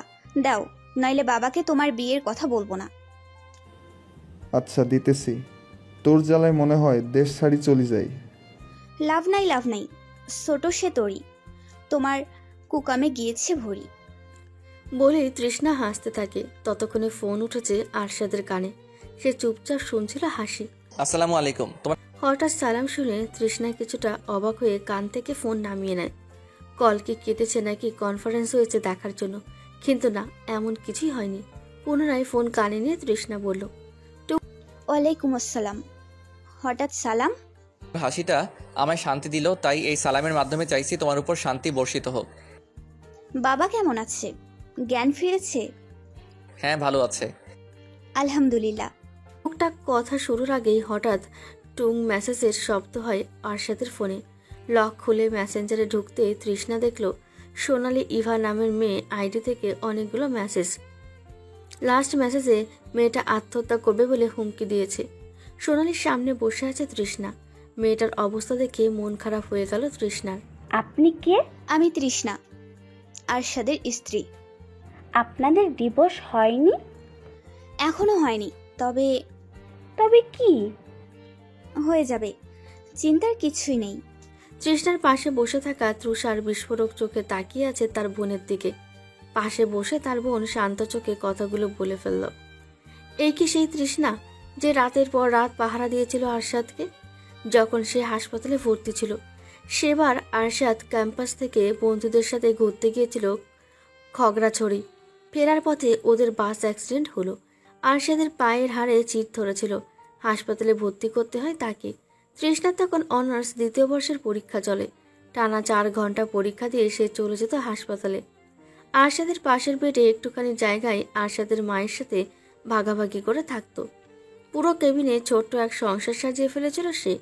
দিনে একবার বাসায় এসে গোসল করে খাবার নিয়ে ছুটত হাসপাতালে। আরশাদ তখন পুরোপুরি তৃষ্ণার ওপর নির্ভরশীল। প্রচণ্ড বৃষ্টিতে আরশাদের মা বাসা থেকে আর যেতে পারেনি হাসপাতালে। রাত তখন 11টা। আরশাদ হঠাৎ তুষারকে কল দিয়ে বলল, একটু আসবেন? তুষার বৃষ্টি মাথায় নিয়ে দ্রুত ছুটে এসেছিল। কেবিনে ঢুকে দেখে তৃষ্ণা ঘুমিয়ে আছে। আরশাদ বসে বসে একটা ইংরেজি নোবেল পড়ছিল। কেবিনে কোথাও আরশাদের মাকে না দেখে তুষার ভেবেছিল হয়তো ওয়াশরুমে, কিন্তু কিছুক্ষণ পর আরশাদ বলল বৃষ্টির কারণে সে আসতে পারেনি। তুমি আমায় আসতে বললে কেন? আপনি তৃষ্ণার ভাই, সত্যি বলতে তৃষ্ণার জন্যই। যদি আমি না পারি আমার লোভকে সামলাতে। এই ভাঙা পা নিয়ে মনে শয়তানি ঢুকলে শরীরে অসুরের শক্তি ভর করে। তুষার সে রাতেই, এমনকি ঠিক সেই মুহূর্তে মনে মনে সিদ্ধান্ত নিয়েছিল তৃষ্ণাকে বিয়ে আরশাদের কাছেই দেবে। ওয়েটার এসে ডাক দেওয়াতে ঘোর কাটে তুষারের। কি চলছে আরশাদ এবং তৃষ্ণার জীবনে? কোনো ঝড় বইছে কি? আর তার সামনে বসে থাকা মেয়েটি বা কে? আজ সকালে বাসায় ফেরার পর যখন তুষার ফ্রেশ হয়ে ঘুমানোর প্রস্তুতি নিচ্ছিল, তখন তৃষ্ণা এসে দরজায় নক করে। তার সাথে যেতে হবে বললে তুষার ঝটপট তৈরি হয়ে নেয়। 1 বছরেও বোনকে কোথাও তারা একা ছাড়েনি। ভেবেছিল হয়তো কলেজে যাবে, ছুটির ব্যাপারে, কিন্তু তারা এসেছে বাসার কাছাকাছি একটা রেস্তোরাঁয়। কেন যেন আজ তৃষ্ণা বোরখা পরেনি। পরনে তার ধূসর রঙের সালোয়ার, সাথে লম্বা কোটি। পনিটেইল করে বাঁধা চুল ছড়িয়ে আছে পুরো পিঠ জুড়ে। হাতের ঘড়ির দিকে তাকিয়ে তৃষ্ণার সামনে থাকা মেয়েটিকে বলল, এত অল্প দিনের সম্পর্কে এতটা বিশ্বাস কিভাবে? ভালোবাসার মূল স্তম্ভই তো বিশ্বাস। কিন্তু আপনার ভালোবাসা তো নোংরামি ছাড়া কিছুই দেখছি না। আমি আরশাদকে আমি জানতে ইচ্ছুক নই, তবে শুনুন, মাত্র মাস কয়েকের সম্পর্কে আপনি কাউকে আপনার খোলামেলা ছবি দেবেন, তার সাথে বারবার অন্তরঙ্গ সম্পর্ক বজায় রাখবেন। সেগুলো গোপনে ভিডিও ধারণ করে যদি আপনাকে কেউ ব্ল্যাকমেইল করে, এর দায়ভার অন্য কেউ কেন নেবে? আমি নিরুপায়। একজন নারী কখনো নিরুপায় হয় না। আপনার সাথে যা হয়েছে দুজনের সম্মতিতে হয়েছে, সে আপনাকে জোর করেনি। তাছাড়া তার স্ত্রী আছে, জানা সত্ত্বেও আপনি তার সাথে শারীরিক সম্পর্ক রেখেছেন। এর দায়িত্ব আপনার ওপরেই বার্তায় মিস সোনালি। আপনি কি সম্পূর্ণ দোষটা আমায় দিচ্ছেন? মোটেও না, আমি শুধুই আপনার ভুলগুলো বললাম। আপনি একটা ভুল ধামাচাপা দিতে আরও অনেক বড় ভুল করে ফেলেছেন। আপনার জন্য আজ আমার সংসার নষ্টের পথে। এর দায়ভার কে নেবে একটু বলবেন আমাকে? আপনার স্বামীর কোনো দোষ নেই এতে। আমি কিভাবে ধরে নেব তার দোষ নেই? যে ছেলে বন্ধুর কথায় স্ত্রীকে তালাক দিতে পারে, তার কোনো দোষ নেই? আপনি বিষয়টা বুঝতে চেষ্টা করুন। দুঃখিত, আমার আর সময় হবে না। আপনি সাহায্য চেয়েছিলেন, আপনি পাবেন। এই নিন, এই নাম্বারে কল দিয়ে শুধু বলবেন আমার নামটা, বলে সমস্যার কথা বলবেন। আশা করি সমস্যার সমাধান খুব দ্রুত পেয়ে যাবেন। আরশাদ সত্যিই আপনাকে খুব ভালোবাসি। ও শুধুই ওর বন্ধুর ষড়যন্ত্রের শিকার ছিল। আজ ষড়যন্ত্রের শিকার, কাল যে আবার হবে না, এর কি নিশ্চয়তা? আমি আমার মানসিক শান্তি নিয়ে খেলতে পারবো না। ডিভোর্সটা কি সত্যি করে ফেলবেন? হ্যাঁ। তুষার বিল মিটিয়ে তৃষ্ণাকে নিয়ে বাইরে বেরিয়ে আসে। তৃষ্ণা কিছুই খায়নি, এখন প্রথমে তাকে খাওয়ানো প্রয়োজন। রঙ্গানকে মেসেজ করে পূর্বেই আসতে বলেছে সে। রঙ্গানের জন্য অপেক্ষা করছিল দুই ভাই বোন। তোকে দেখলেই আমার গলা শুকোয় কেন রে? রঙ্গানের কথায় চোখ ছোট করে তার দিকে তাকায় তৃষ্ণা। তুষার ততক্ষণে বিদায় নেওয়ার জন্য প্রস্তুত, কারণ তৃষ্ণার প্রিয় বিরিয়ানি আনতে যাবে। কিন্তু রঙ্গান ইশারায় দেখালো সে সাথে করে নিয়ে এসেছে। তুষার তৃষ্ণা বাইকে করে এসেছিল।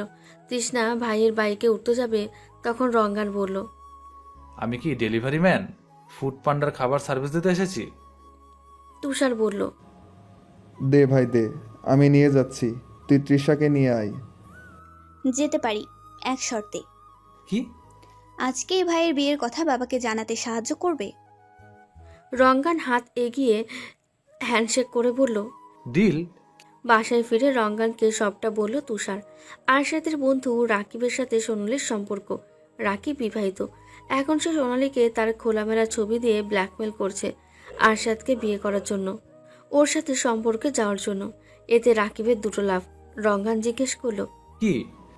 এটা সেই রাকিব যে তৃষার পিছনে ঘুরতো, এবং আমি ওর একটা দাঁত ভেঙেছিলাম তৃষাকে অ্যাসিড মারার হুমকি দিয়েছিল বলে।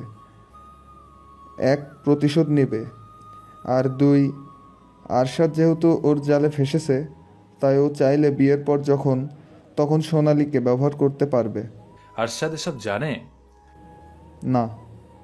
ঠিক সেই মুহূর্তে তৃষ্ণার ফোন বেজে উঠল। রঙ্গান ফোন রিসিভ করে আরশাদকে জানালো তৃষ্ণা গোসলে। আরশাদ ফোন কেটে দিল কোনো জবাব না দিয়েই। তার পাশে বসে থাকা রাকিব বলল, ঘন্টাখানেক আগেই দেখলাম ওই পোলার লাগে হাত ধইরা বের হতে রেস্তোরাঁ থেকে। আবার এখন কিসের গোসল? আরশাদ, তুই বিশ্বাস কর ঠিক আছে, কিন্তু তোর বিশ্বাসটা অন্ধবিশ্বাস। সবচেয়ে বড় কথা, তুই যে এত খুশি যে তৃষ্ণা তোর বাবার চিকিৎসার খরচ নিজের সবটা ম্যানেজ করেছে। দেখিস তো খরচ নিয়ে, দেখবি ওই পুলিশ বেটাই টাকা দিছে। আমি কি তোরে মিথ্যা বলছি আরশাদ? এই দেখ ছবি। আমি যখন ওই দিক দিয়ে আসি, দেখি দুজন দাঁড়িয়ে আছে, কি যেন নিয়ে কথা কাটাকাটি হচ্ছে। তারপর তৃষ্ণাই আগে হাত বাড়িয়ে দিল আর রঙ্গন হাত ধরল, তারপর বাইকে করে চলে গেল। কখন দেখেছিস? কিছুক্ষণ আগে, বড় জোর ঘন্টাখানেক আগে। আরশাদ কিছুই বলল না, সিগারেট ধরালো। সিগারেটের ধোঁয়া উড়িয়ে দিতে দিতে বলল, ওদের মধ্যকার সম্পর্ক এইভাবে হাত ধরা ধরেই? সরি টু সে, কিন্তু আমার বউকে তো আমি দিব না। আমার জায়গায় থাকলে তুই কি করতি? সত্যি বলবো? জিজ্ঞেস যখন করেছি সত্যিটাই জানতে চাই। চুলের মুঠি ধরে বাসা থেকে বের করে দিতাম, আর পরের দিন সোজা তালাক। আর বউ যদি ফিনফিনে শাড়ি পরে সুগঠিত শরীর দেখে রাতভর পার্টি করে? আর যাই হোক, ওই বউ নিয়ে সংসার হয় না। একদম ঠিক, তাহলে চল। কোথায়? এই তো অ্যাডভোকেট আব্দুল মোতালেবের কাছে। Divorce specialist? আমি জানি তুই কাগজপত্র রেডি করেছিস। করেছি আমার জন্য, তোরটা তো এখনো বাকি। মানে? খুব সোজা। তুই তো আমাদের ব্যাচের শিয়াল পণ্ডিত, অথচ এই সোজা কথার মানে বুঝলি না। কি বলতে চাইছিস? তৃষ্ণা রঙ্গনের হাত ধরেছে বলে তুই বলেছিস আমার ওকে তালাক দিয়ে দেওয়া উচিত। রাস্তাঘাটে মানসম্মান খোয়াতে না চাইলে দিয়ে দেওয়া উচিত। তবে তোর উচিত তাই করা, তোর বউকে তালাক দেয়া। কিসব বলছিস? টিনি কি আছিস? ছিলাম। শোন, তোদের কাছে সাপ্তাহিক রিল্যাক্স মানে সুইমিং পুলের পানিতে নেমে ছেলে মেয়ে একত্রে গোসল করে নেশায় মত্ত থাকা। কে কার বউকে কিভাবে স্পর্শ করছে, কই কই স্পর্শ করছে, সেসব তোরা দেখিস না। তোরা ওই নীতিতে চলিস। তোর বউ আমার বউ, আমার বউ তোর বউ। কিন্তু আমি না। হ্যাঁ, আমার অনেক দোষ। বিগত 4টে মাস আমার ছোট্ট পাখির বাসায় কি না বয়ে গেল। যে মেয়েটা আমার সব, সেই মেয়েকে আমি সেসব মেয়ের সাথে তুলনা করতেছিলাম। শালা কি বলবো, আমরা কাপুরুষের জাতটাই এমন। নিজের ঘরের হীরাকে চিনি না, বাইরের বালির প্রশংসায় মেতে থাকি। তুই একটা কথা বলতো, কোটি টাকার সম্পত্তি তুই কাউকে এমনি ধরতে দিবি না? তো দামি ফোনটাই দিবি না কারো হাতে, অথচ দেখ আমার তৃষ্ণা আমার সারা জীবনের সম্পদ। আর বলি না টাকাও কোথায় পেল? নিজের গয়না বন্ধক দিয়েছে, বিয়ের গয়না। কখনো ভেবেছিস আমার বাবার জন্য ওর দায় পড়েনি, কিন্তু ও দিয়েছে। স্টুডেন্ট লাইফ থেকে বিন্দু বিন্দু টাকা জমিয়ে যে টাকাটা ফিক্সড ডিপোজিটে রেখেছিল তা ভেঙেছে। এরপর আর কিছু বলার থাকে? তুই এসব দেখে গলে গেছিস? চকচক করলেই শোনা হয় না। কিন্তু তৃষ্ণা তো শোনা নয়, ও আমার সেই সম্পদ যাকে আমি পায়ে ঠেলে দিয়েছিলাম। তৃষ্ণার মিতব্যয়ী স্বভাব যা আমার আগে খুব পছন্দ ছিল, কিন্তু হঠাৎ তোর কথায় সেই স্বভাব আমার গলায় ফাঁসির ফান্দার মতো লাগছিল কেন? কারণ জানিস? কারণ হচ্ছে তুই আমার মধ্যে সেসব ঢুকিয়েছিলি। আজ দেখ, তৃষ্ণার ওই বাজে স্বভাব, টাকা না খরচ করার স্বভাবের জন্য আমার বাবা আজ ঠিক সময়ে চিকিৎসা নিতে পেরেছেন। তোর সাথে তো বাবার রক্তের গ্রুপ মিলেছিল, তুই তো দিতে এলি না। শুধু কারণ আমি নেশা করি, আমার রক্ত আরো ক্ষতিকর। তোর রক্ত নয়, তুই নিজেই আমার সম্পর্কের জন্য ক্ষতিকর। আমি এতটাই চিকন ক্ষতিকর? তবে বেশ, আমি যাচ্ছি, আর তোকে বিরক্ত করবো না। তোর ফোনটা দিয়ে যা, তোর ফোনটা নিয়ে যা। আর ছবিটার দিকে ভালো করে তাকিয়ে দেখ, পাশে তুষার দাঁড়িয়ে, তৃষ্ণার ভাই। তুষার না থাকলে কি তুই আমাকে বিশ্বাস করতেই? না, কারণ যে একবার থেকে শিখে সে বারবার ভুল করে না। তৃষ্ণা আমার জন্য সৃষ্টিকর্তার অশেষ রহমত। রহমতকে পায়ে ঠেলে কষ্ট দিয়ে যা শাস্তি পাওয়ার আমি পেয়েছি আর নয়। আমি জানি না তুই এমন কেন করেছিস, তবে শুধু বলবো বন্ধুবেশের শত্রু হেমলোকের থেকেও বিষাক্ত। রাকিব চলে যাওয়ার পর আরশাদ নিজের চেয়ারে গায়ে এলিয়ে দিল। আর একটা সিগারেট ধরিয়ে সাথে সাথে নিভিয়ে ফেলল সে। তৃষ্ণাকে কল দিচ্ছে সে। কল ধরল আরশাদের মা। তৃষ্ণা তার বাবার সাথে দেখা করতে আইসিইউর ভেতরে আছে। ফোন রেখে আরশাদ মনে মনে চিন্তা করলো, আর যাই হোক না কেন সবকিছুর জন্য সে মাপ চাইবে সবার কাছে। ভুল যা করছিল আর কখনো হবে না। কলেজ থেকে ফেরার পথে তৃষ্ণা দেখলো তার বাবা তার জন্য অপেক্ষা করছে। সামনে পুজোর প্যান্ডেল সাজানো হয়েছে, ভিড় বলে সে মেয়েকে নিতে এসেছে। বিকেলে সবাই যখন হাসপাতালে ছিল তখন সম্পূর্ণ কথা তুষার তার মা বাবাকে জানায়। তারা কোনো সিদ্ধান্ত নেয়নি, সবটা তৃষ্ণার উপর দিয়ে দিয়েছে। সবার সামনেই তৃষ্ণা তার মতামত জানিয়ে দিল সে আরশাদকে ডিভোর্স দিচ্ছে, কারণ তাদের কেস ইতিমধ্যে কোর্টে উঠেছে। আরশাদ তৃষ্ণার সিদ্ধান্তের কথা জানতে পেরে চুপচাপ দাঁড়িয়েছিল তার বসার ঘরে। অফিস থেকে ফিরে এসে ফ্রেশ হয়ে সবেমাত্র বসেছে। সেই মুহূর্তে তার মা তাকে কল দিয়ে সবটা জানায়। তবে এখন তার বাবাকে কিছু জানাবে না বলে সিদ্ধান্ত নেওয়া হয়েছে। তৃষ্ণার কাছে আজ কোর্ট থেকে কাগজ পাঠিয়েছে, সেটা সে হাতে পেয়েছে এবং তুষারকে নিয়ে সে এক উকিলের সাথে কথা বলেছে। তৃষ্ণা নাকি নিজেও চায় দ্রুত ডিভোর্সটা হয়ে যাক। ফোনটা রেখে মানিব্যাগটা হাতে নেয় রঙ্গান। সেখানে দেখা যাচ্ছে তৃষ্ণাকে সোনালি পাড়ের হালকা গোলাপি শাড়িতে। ছবিটা কবেকার হবে? আরশাদ চিন্তা করছে। হ্যাঁ, এটা তার প্রেমে পড়ার বছরের ছবি। এই ছবিটাও লুকিয়ে তোলা। তৃষ্ণাদের কলেজ ফাংশনে তার হাতে ফুল নিয়ে দাঁড়িয়েছিল সে। কারোর সাথে কথা বলার সময় হাসতে হাসতে ফুল কপালে ঠাকায়, তখন তুলেছিল ছবিটা। সেই সময় থেকে ছবিটা তার মানিব্যাগে থাকে। এরপর মানিব্যাগ বদলেছে অনেকগুলো, কিন্তু বদলায়নি এই ছবিটা। তার সর্বক্ষেত্রের সাথে তৃষ্ণার প্রতি তার ভালোবাসা, তার প্রতি তৃষ্ণার ঘৃণা বা অভিমানের সমানুপাতিক। ভালোবাসায় অভিনয় সমানুপাতিক হলে সম্পর্কটা টেকে না, ধীরে ধীরে এগিয়ে যায় শেষ পরিণতির দিকে। তৃষ্ণার প্রতি তার সকল ভালোবাসার এখন কোনো মূল্য কেউ দেবে না, শুধু তার করা কিছু ভুলের কারণে। এইসব চিন্তা ভাবনা কখন দু চোখের পাতা ভারী হয়ে এসেছিল নিজেও জানে না। ঘুম ভাঙল তখন রাত অনেক। নিজ হাতে কফি বানিয়ে ফেসবুকে ডাটা অন করতেই মেসেজে ভরে যেতে লাগলো ইনবক্স। একটাই মেসেজ, রাকিবকে পুলিশে ধরেছে সাইবার ক্রাইমের জন্য, জানিস কিছু? আরশাদ কিছুটা অবাক হয়ে রইল। এরপর কল দিল ওর বন্ধু ফারদিনকে জার্মিনের কাছ থেকে সবটা শুনে আরশাদ কিছুটা হতবিহ্বল হয়ে বসে রইল। কারণ রাকিবের বিছানো সুন্দর মায়াজারে সে এভাবে তার নিজের সংসার বিসর্জন দিয়ে দিল। তবে কি সত্যি? বন্ধুর নির্বাচনের কোনো বয়স হয় না। পিঠ পেছনে ছুরির আঘাতগুলো কাছের মানুষ করে। তারা এতটা হিংস্রপরায়ণ, শুধু নিজ স্বার্থ হাসিল করার জন্য অন্যকে এভাবে ব্যবহার করবে। পরদিন সকাল থেকে থেমে থেমে বৃষ্টি হচ্ছে। ডাকের শব্দে বৃষ্টির নিজ তালে নৃত্য করছে। পুজোর আগমনী মাত্রায় হিন্দু পাড়াগুলো নতুন বউয়ের সাজে সাজতে ব্যস্ত। তবে এই বৃষ্টির দিনে সবার একটাই আবদার থাকে, তা হলো কী করে আরাম আয়েসে থাকা যায়। কিন্তু সে আয়েস হয়নি তুষারের। রোগীর সাথে থাকার ব্যবস্থা নেই, তাই হাসপাতালে একটা কেবিন ভাড়া করেছে তারা।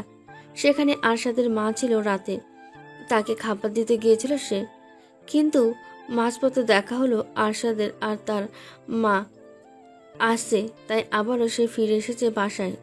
খাবার টেবিলে বসে আছে সবাই। গরম গরম খিচুড়ির সাথে বেগুন ভাজা আর কষা মাংস। তৃষ্ণা সবাইকে পরিবেশন করছিল। তুষারের দিকে এসে দেখলো তার চুলে এখনো পানি। লেবুর বাটিটা টেবিলের ওপর রেখে সে নিজে অন্যায় ভাইয়ের মাথার চুল মুছে দিচ্ছে। আরশাদের মা অবাক চোখে তাকিয়ে আছে তাদের দিকে। কে বলবে এটা ছোট বোন, যে কিনা বড় ভাইকে এভাবে যত্ন করে? মেয়ে তো তার নিজের কাছে, অথচ সে আর খবর রাখে কোথায়? বিয়ের আগে ভাইকে এভাবে যত্ন খুব কম করত, তবে বিয়ের পর তাও যেন নেই। না হলে তার বাবা এতদিন ধরে হাসপাতালে, পরের মেয়ে এত খেয়াল রাখছে কই? সে তো নিজে একবারও এলো না। অবশ্য না আসার পেছনে তৃষ্ণা কারণ। তার ননদ আরশাদ বিয়ে করলো না। এদিকে ছেলের পছন্দকে প্রাধান্য দিতে মেয়েকে সবার সামনে হেনস্থা হতে হলো তাকে। ছেলের বইয়ের জন্য সম্পর্ক টানাপোড়েনে মেয়েটা তার হারিয়েই গেল। ভাবতে দীর্ঘশ্বাস বেরিয়ে এলো তার অন্তর থেকে। তৃষ্ণা সবার সামনে আরশাদের সাথে কথা বলছে না, আবার তার সাথে খারাপ ব্যবহার করছে না। আর 5 জনের সাথে যে ব্যবহার করছে, আরশাদের সাথেও ঠিক একই ব্যবহার করছে সে। আরশাদ চাইছিল তার সাথে একা কথা বলার সুযোগ। তৃষ্ণার পরিবার অবশ্যই তৃষ্ণাকে সাপোর্ট করছে, কিন্তু তাদের সংসার নষ্ট হোক তারা এটা চায় না। তৃষ্ণার একটাই কথা, রাকিবের মতন বন্ধু যদি আবার ফিরে আসে তবে কি করবে? আবার সোনালির মতন কেউ এলে আবার আমাকে তালাক দিতে চাইবে, নেশা করে ঘরে ফিরবে, আমাকে মারধর করবে, মুখের ওপর ডিভোর্স লেটার সাইন করে ধাক্কা মারবে। এসব করার জন্য ওকে আমি আবার সুযোগ দেব। তোমাদের কাছে বেশি হলে বলো, আমি চলে যাব। আমাকে সরকার থেকে কোয়ার্টার দেবে কিনা সে খোঁজ নেব। না দিলে অন্য কোথাও বদলি হয়ে শহর ছেড়ে যাচ্ছি, যদি এত সমস্যার কারণ হয়ে থাকি। তোমরা মেয়ে বিয়ে দিয়েছো মানে গাছ কেটে ফেলেছো, তো আমার দায় দায়িত্ব তোমাদের নিতে হবে না। তোমরা চিন্তা করো না, তোমাদের ছেলের বউ এসে অন্তত ডিভোর্সি ননদের জ্বালাতন সহ্য করবে না। তার আগেই আমি আমার ব্যবস্থা করে নিচ্ছি। বাবা মায়ের কাছে, ভাইয়ের কাছে আমি বেশি, সেখানে আরশাদ পরের ছেলে। তার কি দায় পড়েছে আমাকে ভাত কাপড় দিয়ে পালতে? হ্যাঁ, সে আমার দায়িত্ব নিতে বাধ্য, কিন্তু বিনিময়ে আমি তার রাগ ক্ষোভের ডাস্টবিন হতে পারবো না। আমার নিজস্ব মতামতকে আমি প্রাধান্য দিব, কারণ আমি মানুষ। আমার নিজের মতামতের প্রতি তোমাদের সম্মান জানাতেই হবে, তোমরা চাইলেও তোমরা না চাইলেও। গতকালের বলা কথাগুলো আরশাদ ফোনে শুনতে পেয়েছিল। আচ্ছা, নিজ ভুল বুঝতে পারার পর কি আর করবে সে? আরশাদ খুব ভালো করেই জানে ভালোবাসার অধিকার আদায় করে নিতে হয়। মানুষ সব উপেক্ষা করতে পারে, ভালোবাসার জ্বালাতন উপেক্ষা করতে পারে না। আরশাদ অপেক্ষা করছে কখন সে কথা বলতে পারবে, অথচ তৃষ্ণা ফোনে ব্যস্ত। রঙ্গানকে কল দিয়ে এটা ওটা বলতে চলেছে, কারণ আজ তুষারের প্রেয়সীর বাড়ির লোক আসবে। কথা বলতে বলতে হাত চালিয়ে কাজ করছিল সে। ওদিকেই তাকিয়ে আছে আরশাদ। হঠাৎ তার কানে এলো তৃষ্ণার দাদি যেন কী সব বলছে তৃষ্ণাকে নিয়ে। একটু ধ্যান ওদিকে দিতেই সে শুনতে পেল, ওই মেয়েই তো প্রেম কইরা নিল, বাপ ভাইরাও মাইনা নিল, নইলে রঙ্গান আমার কলিজার তৃষ্ণারে মাথায় কইরা রাখতো, তালাকের কথা মুখেও আনতো না, আমার বাছায় বুক দিয়া আগলাই রাখতো আমার নাতনিরে। আমি আল্লাহর কাছে চাইতেছি ওর লগে ডাইভোর্সটা হইয়াই যাক। 1 বছর হয় নাই বিয়ার, এখনই পোলায়, ওই কথা কেমনে কয়? ডাইভোর্স হইলেই রঙ্গানের সাথে 4 হাত এক কইরা দিমু, দেখি একবার আমারে কে আটকায়। রঙ্গান দাঁড়িয়ে আছে ভিজে চুপসে দরজার সামনে। তার দিকে ভ্রু কুঁচকে তাকিয়ে আছে তৃষ্ণা। আমার কি ভিতরে প্রবেশের অনুমতি আছে? এই কাদা পায়ে? আমি আপনার সামান্য বেতনভুক্ত কর্মকর্তা, আমাকে এই মার্জনা করুন। না, মোটেও তুমি আমার বেতনভুক্ত নাও। তবে আজন্ম আপনার দাস হয়ে থাকব, এবার অনুমতি দিন। দাস নয়, পুরুষ মানুষের জন্য দাস শব্দটা আমার কাছে বড্ড দৃষ্টিকটু। তুমি বরং এক সাম্রাজ্যের সম্রাট হও বৎস। তৃষ্ণার জবাবে রঙ্গান দেওয়ালে হেলান দিয়ে বুকের বাঁ পাশে হাত দিয়ে এমন ভঙ্গি করলো যেন কেউ বিরক্ত তীর দিয়ে তার হৃৎপিণ্ডকে এফোর ওফর করে দিয়েছে। আর তৃষ্ণা কিলকিল করে হাসছিল, যেন ভরা যৌবনে নদীতে মাঝি তার বৈঠা দিয়ে ছপাত ছপাত শব্দে এগিয়ে চলেছে। তৃষ্ণার দাদি পানির জন্য সুপারি কাটার সময় সবটা খেয়াল করে মনে মনে বললেন, ও ছুরি, তুই সোনা থইয়া কাঁচের পিছনে ছুটলি, কিন্তু কাঁচ তো তোরে সামলাবো না, আরও ভাইঙ্গা গিয়া তোর মন ক্ষতবিক্ষত করে দিল। তুষারের বিয়েতে এক উল্টো কাজ হয়ে গেল। আশেপাশে মানুষ নয়, তার দাদি ছিচি করছিলেন, কারণ বিয়ের আগে মেয়ে তার পরিবারের সাথে এসেছে বিয়ের পাকা কথা দিতে। একে তো তাদের প্রেমের বিয়ে, আবার এর মাঝে মেয়ে নিজে এসেছে বিয়ের কথা বলার জন্য আশা পরিবারের সাথে। এই বিষয়ে কোনোভাবে মেনে নিতে পারছেন না তিনি। পুরো বিষয়টি সামাল দিল আরশাদ। সে সম্পূর্ণ দোষ নিজের ঘাড়ে নিয়ে বলল, দাদি যান, আমি নিয়ে আসতে বলেছি কারণ দেশের যে অবস্থা, এর মধ্যে বাসার সব মানুষ আসবে এখানে, এই মেয়েটাকে কোথায় রেখে আসবে? আর তাছাড়া যেদিন কয়েক পর এই বাড়ির বউ হয়ে আসবে, সে যদি দিন কয়েক আগে আসে এতে সমস্যা নেই। তৃষ্ণাকে নিয়েও তো বিয়ের আগে আমাদের বাসায় কত অনুষ্ঠানে গিয়েছি, ধরে নিন এটাও একটা অনুষ্ঠান। ইনফ্যাক্ট সব কথা পাকা হলে আমরা আংটি বদল করে রাখতে পারি। তৃষ্ণা দাদি আরশাদকে পছন্দ করেন না এমন নয়, তবে যখন জানতে পেরেছে আরশাদ তার বন্ধুর পাতা ফাঁদে পা দিয়ে হলেও তৃষ্ণার সাথে খারাপ আচরণ করেছে, তখন থেকে কেন যেন তাকে খুব একটা ভালো চোখে দেখতে পারছে না। তিনি তবুও এক ঘর ভর্তি মানুষকে সামলে আরশাদকে কিছুই বললেন না, কারণ আজ সকালে সবার সাথে কথা হয়েছে। আপাতত তৃষ্ণা এবং আরশাদের বিয়ে ভাঙনের কথা কোনে পক্ষকে জানানোর প্রয়োজন নেই, এতে করে তুষারের সম্পর্কে প্রভাব ফেলতে পারে। তাছাড়াও আরশাদ এখনো এই বাড়ির মেয়ের জামাই, আর এই বাড়ির মেয়ের জামাইদের সাথে কখনো কেউ খারাপ ব্যবহার করার দুঃসাহসিকতা বেয়াদবির কাজে অবধি কেউ করেনি। আরশাদ এভাবে পরিস্থিতি সামলে নেওয়ার জন্য তৃষ্ণার বাবা তার দিকে তাকিয়ে কৃতজ্ঞতার হাসি হাসলেন। কনে পক্ষের সাথে মোটামুটি তার কথা ঠিক হলো, কিছু কথা নিয়ে বেশ ঝামেলা হলো।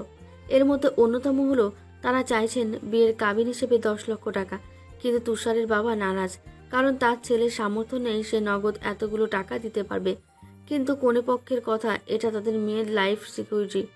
কথা কাটাকাটির এক সময় বিয়ে না হওয়া অবধি চলে যায়। তখন কনে এসে সরাসরি তুষারকে জিজ্ঞেস করে, আপনি কতটা দিতে পারবেন? 5 জমানো আছে আমার। লাখ? জি। তবে আমার বিয়ের কাবিন করুন 50,000 টাকা। কনের কথা শুনে সবাই অবাক চোখে তাকিয়ে রইল। ধমকে উঠেছে তার মামা, এসব কি বলছে, মাথা ঠিক আছে? 10 লাখ টাকায় আমার জীবন যাবে না। তাছাড়া আমি তো আর ডিভোর্সের চিন্তা করে বিয়ে করছি না। আমার পুরো জীবনে সব দায়িত্ব শরিয়ত মতে আমার স্বামীর ওপরেই থাকবে।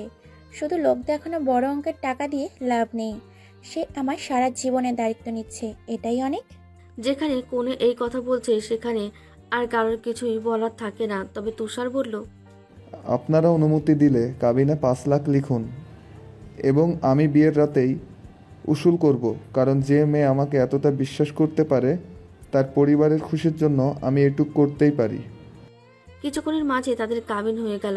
নবনীতাকে তৃষ্ণার লাল শাড়ি পরিয়ে হালকা সাজে সাজিয়েছে। আজ তার খুব করে নিজের বিয়ের কথাগুলো মনে পড়ছে। এই তো মাস আর কয়টা হবে, তাদের বিয়ের 1 বছর হলো পূর্ণ হয়নি। পুরো দিন ব্যস্ততায় কাটিয়ে রাতে বিছানায় ধপাস করে শুয়ে পড়ে তৃষ্ণা। আরশাদ এক পাশে বসে ল্যাপটপে কি যেন করছিল। তৃষ্ণার দিকে তাকিয়ে দেখল সে প্রশ্নে ঘুমিয়ে যাচ্ছে। তার মনে হঠাৎ কুবুদ্ধি উদয় হলে সে তৃষ্ণাকে উদ্দেশ্য করে বলল, মনে হলো খাটে এক আস্ত কাঁঠাল পড়েছে। তৃষ্ণা এবার মুখ তুলেছে, আবার বালিশে নাক বুঝলো। কোনো জবাব না পেয়ে হতাশ আরশাদ পুনরায় বলল, শোনো, যেখানে সেখানে এই কাঁঠালের মতন ধরাস করে বসবে না। মানুষ কিভাবে বলো তো? আছে, সমস্যা নেই, বিয়ের পানি পড়লে মেয়ের একটু মোটা হয়। আরশাদের কথায় তেরে মেরে উঠে বলল তৃষ্ণা। হেসে সে বলল, বাড়ি আমার, ঘর আমার, বিছানা আমার, বালিশ আমার, যা ইচ্ছে করব। আপনি বলার কে? আর আপনি এখানে কেন? নিজ বাড়িতে যান, ওখানে গিয়ে থাকুন। আরশাদ ল্যাপটপ বন্ধ করে তৃষ্ণার কাছাকাছি এসে বলল, শ্বশুর বাড়ি আমার, বউ আমার যা ইচ্ছা বলবো, তুমি বলার কে? এই শ্বশুরের মায়ের বাপ। তৃষ্ণার মুখের কথা শুনে অবাক চোখে তাকিয়ে আছে আরশাদ। তুমি এই কথার মানে জানো? কতবার বলেছি হুটহাট এসব কথা বলতে নেই, এগুলোর মানে বড্ড বাজে। হলে হবে, আমার কি? তুমি পাগল। জান তো জান, ঘুমোতে দেন। তৃষ্ণা যখন গভীর ঘুমে, আরশাদ তার মুখের দিকে তাকিয়ে বলল, ভালোবাসা ক্ষয় হয় তৃষ্ণা, আমি এই ক্ষয়টা পুষিয়ে দিব। আমি জানি আমার এতটা ধৈর্যশীল নয়, তবে এটাও ঠিক, সম্পর্কে ভাঙন ধরলে তা রোধ করা খুব কঠিন। আমি আবার একবার প্রেমিক হব তোমার, ঠিক ভালোবাসায় ভুলিয়ে দিব তোমার মনকে, কারণ আমি তোমার প্রেমিক হব, তোমার প্রেমিক স্বামী, কারণ তুমি আমার অর্ধাঙ্গিনী। কি বললি? মেয়ের বয়স 40? তুষারের সাথে ওই মেয়ের পরকিয়া? আরে ওটা মেয়ে না, ও তো বুড়ি, 3 বাচ্চার মা। সে আবার মেয়ে বা মহিলাও বলা চলে না, সে আজ তো একটা বুড়ি। মেয়েরা 20তেই বুড়ি হয়, আর সে 40, ঝুনা বুড়ি। শেষমেশ তুষার এক ঝুনা বুড়িকে। রঙ্গানের এমন কথাই বেশ বিরক্ত হলো তৃষ্ণা। কোথায় সে নিজের সমস্যা নিয়ে কথা বলছিল, আর কই সে তুষারকে খেপানোর জন্য এসব বলছে। সামনেই একটু দূরে তুষার দাঁড়িয়ে ফোনে কথা বলছে, তাকে বিরক্ত করার উদ্দেশ্যে এসব বলছে। তুমি থাকো তো, আমি যাচ্ছি। এবার রঙ্গান বসে থাকা অবস্থায় তুষার বেনুনি তার হাতে পেঁচিয়ে দিয়ে একদম তার পাশে বসে পড়ল। তৃষ্ণা রঙ্গানের গা ঘেঁষে বসে রইল। তখন তৃষ্ণাকে আরেক দফা বিরক্ত করার উদ্দেশ্যে রঙ্গান বলল, কি ব্যাপার, তুই কি আমার কোলে বসবি নাকি? চুল ছাড়ো, ব্যথা লাগছে। এতে যদি তোর কিছুটা বোরিং কিছুটা কমে। লোকে দেখলে কি বলবে? বাড়িতে এত মানুষ, আমি তোমার সাথে পরকিয়া করছি? নাইজুবিল্লাহ, মেয়ের অভাব পড়েছে কি যে তোর মতো বুড়িকে বিয়ে করব? আমি বুড়ি? 40 বছরের দামড়ি বুড়ি যদি নিজেকে তোর সামনে বলে, তোর সাথে নিজের কম্পেয়ার করে, তবে তুই বুড়ি। আমার কি দোষ? আমি বুঝি না। সে নিজেও একজন প্রফেশনাল, আমিও তাই। তাকে মানুষ কম চেনে, স্টুডেন্ট বলো কিংবা অন্য কেউ। তার পরিচিত কম বলে কি সে আমাকে সব সময় এমন বলতে পারবে? হ্যাঁ বুঝলাম, তার কাজের অভিজ্ঞতা বেশি, কিন্তু আমার কাজের চাহিদা বেশি। সে সব সময় আমার নামে এর কাছে ওর কাছে বদনাম করবে, আবার আমি কিছু বললে সবাই আমাকে কথা শোনাবে। আমি কেন সহ্য করি না? এদিকে সেই অভদ্র মহিলা যে নিজ থেকে আগে লাগতে আসে, সেটা সবাই ভুলে যায় তখন। রঙ্গান তৃষ্ণার দিকে তাকিয়ে একটু উচ্চস্বরে হেসে দিয়েছে। এদিকে অন্যমনস্ক তৃষ্ণা হঠাৎ হাসির শব্দ শুনে কিছুটা ভরকে গিয়ে তার হেসকি উঠে গেছে। তার দিকে পানি এগিয়ে দিয়ে রঙ্গান বলল, সে তোর কলিগ মাত্র, পাত্তা দিস না। 30 বছরের পর থেকে শরীরের হাড় ক্ষয় হতে শুরু করে, মহিলার ব্রেন ক্ষয় হওয়া শুরু করেছে। আমি যাচ্ছি, প্রিন্সিপালের থেকে তো ছুটি মঞ্জুরও করে নিয়ে আসবো। কেমন? এবার বল, কি খাওয়াবি? আগে ছুটি মঞ্জুর করে দিয়েছিল, তবে এই অভব্য মহিলা গিয়ে বলেছে আমি আগেও ছুটি নিয়েছি, এখন ছুটি নেই কি করে? না কোনো মেডিকেল ইস্যু, না অন্য কোনো জরুরি কারণ। ভাইয়ের বিয়ের জন্য ছুটি, হাফ ডে করেও তো বিয়ে অ্যাটেন্ড করা যায়। বলেছি তো, ওনার ব্রেন ক্ষয় হওয়া শুরু করেছে, চিন্তা করিস না। কথা হয়েছে, ছুটি মঞ্জুর করে দিবে। একটা আবেদন করতে বলল, এই আর কি, অফিসিয়াল ব্যাপার স্যাপার। ব্যাস হয়ে গেল, আর কি? তবে বলো কি খাবে? তুষার এবং রঙ্গান একে অপরের দিকে তাকিয়ে দুজনেই একসঙ্গে বলল, কড়া করে দুধ চা, সাথে চানাচুর মাখা। আরশাদ অফিসের কাজে ইদানিং খুব ব্যস্ত হয়ে পড়েছে। মাঝের দুদিনের বিরতিতে অনেক কাজ জমেছে। দ্রুত হাতে কাজ শেষ করছে সে। কিছুক্ষণ পর মিটিং শুরু হবে। প্রথমে মাকে কল দিয়ে তার বাবার সাথে কথা বলে নিল সে। তৃষ্ণাকে কল দিতেই তৃষ্ণা রিসিভ করে বলল, আমি গোসলে। আসবো? কোনো প্রয়োজন? আপনাকে আমার সব সময় প্রয়োজন। আমি গোসলে। ফোন সাথে কেন? মাত্র ভাই কল দিয়েছিল তাই। কি খাবে বলো? কিছুই না। বাজারে কিছুই না পাওয়া যায় না? বিরক্তির একটা সীমা থাকে। প্রিয়তমা, ভালোবাসা এবং বিরক্তির কোনো সীমা থাকে না। আপনার মিটিং শুরু হবে 10 মিনিটে। পানি খেয়ে নেবেন, চশমা পরে প্রেজেন্টেশন দেবেন, আর হ্যাঁ, সব ভালোই হবে। That's my lady. আচ্ছা রাখছি। ফোন রেখে আরশাদ মিনিট 2 জড়িয়ে নিল চোখ বন্ধ করে। প্রতিবার যে কোনো গুরুত্বপূর্ণ কাজে নিজেকে জড়ানোর আগে সে তৃষ্ণার সাথে ফোনে কথা বলে নেয়, কারণ তৃষ্ণা তার জন্য সৌভাগ্য নিয়ে আসে সব সময়। মনটা ভালো থাকে, এদিকে কাজেও শান্তি। তবে মাঝের করা ভুলগুলো সে কি করে শুধরাবে? সে চেষ্টা করছে তার ভুলগুলো শুধরে নিতে, কিন্তু কোনো অনুতপ্ততা তার মনকে শান্তি দিচ্ছে না। যাই হোক না কেন, সে তৃষ্ণাকে ছাড়তে রাজি নয়। তার করা ভুলের শাস্তি সে যে কোনো কিছু মাথা পেতে নেবে, শর্ত একটাই, তৃষ্ণা তাকে ছেড়ে যেতে পারবে না। রঙ্গান এবং তুষার কলেজ থেকে তৃষ্ণার ছুটির মঞ্জুর করে নিয়ে এসেছে। তুষার মনে হচ্ছে তার বিয়ে নিয়ে খুব বেশি খুশি। নিজের বিয়ের কাজ সে নিজ হাতে করছে, আর তার দাদি তাকে বারবার ধমকে বলছে, ওলো ছাড়া শরম নাই, নিজের বিয়ার কাম নিজেই করতেছ। তুষার হেসে বলল, দাদি আমার বুইড়া বেটি, কাম করব তাহলে কোনো সেমরি। দাদি তুমি আরেকটু জোয়ান হইলা না কেন? তাহলে বিয়েটা আমি তোমারই করতাম। ওলো মুখ পোড়া, সাহস দেখছো নি? হাত পা বাইরামো কিন্তু। ছাদে হলুদের ব্যবস্থা করা হয়েছে, সেখানে উচ্চস্বরে গান বাজছে। এমন গান কে বাজাচ্ছে তাকে দেখার খুব শখ হচ্ছে তৃষ্ণার। আপাতত সে পারছে না, কারণ তার হাতে মেহেদি পরানো হয়েছে। তার শ্বশুরের কথায় সে 2 হাত ভর্তি মেহেদি লাগিয়েছে, কারণ উনি বলেছে যে তৃষ্ণার মেহেদি রঙা হাতে নাকি তৃষ্ণাকে পুতুল পুতুল লাগে। আরশাদ ঘরে এসেছে। ক্লোজেট থেকে নিজের কাপড় বের করার সময় সে গুনগুনিয়ে গান গাইছে। পাশের বাড়ির চ্যাংরা পোলা প্রেম করতে চাই হিন্দি গানে, তাহলে আমায় ডাকে ইশারায়। এই গানটাই বাজছে উপরে, আর তৃষ্ণার মেজাজ গরম হচ্ছে। তৃষ্ণা আরশাদকে ধমকে বলল, এমন গান কে বাজাচ্ছে? আবার তোমার ভাই? বিয়ের খুশিতে ওর মাথাটা একদম গেছে। ও যে কি জিনিস জানলে খুশি হতো না, দেখি হা করো। কি এটা? তুই না, এটা খিচুড়ি? তোমার প্রিয়টা নাও, হা করো, খাইয়ে দিচ্ছি। খাবো না। ত্রিশ, খাবারের সাথে রাগ আমার পছন্দ না, তুমি জানো। আমি দুপুরেও খাইনি, একসাথে খাবো বলে। তৃষ্ণা আরশাদকে এই কণ্ঠস্বর খুব ভালো করেই চেনে। আরশাদ যখন গুরুত্ব দিয়ে কোনো কথা বলে তখন তার কণ্ঠস্বর এমন হয়। খাওয়া শেষ করে আরশাদ তাকে পানি খাইয়ে মুখ মুছিয়ে দিল। তৃষ্ণা উঠে দাঁড়িয়ে, তার পরনে হলুদ শাড়ি। এর মনে হচ্ছে সে অনুষ্ঠানে যাওয়ার জন্য একদম তৈরি। আরশাদ কিছু না বলে তৈরি হতে চলে যায়। ফিরে এসে তৃষ্ণার সামনাসামনি দাঁড়িয়ে বলল, আরশাদ বলল, আমি জানি না আমি কি করলে তুমি আমাকে মাফ করবে, তবে আমি চাই তুমি আমাকে মন থেকে মাফ করো। তবে এটা মনে রেখো, তুমি যা শাস্তি দেবে আমি মেনে নেব, কিন্তু আমাদের ডিভোর্স হচ্ছে না।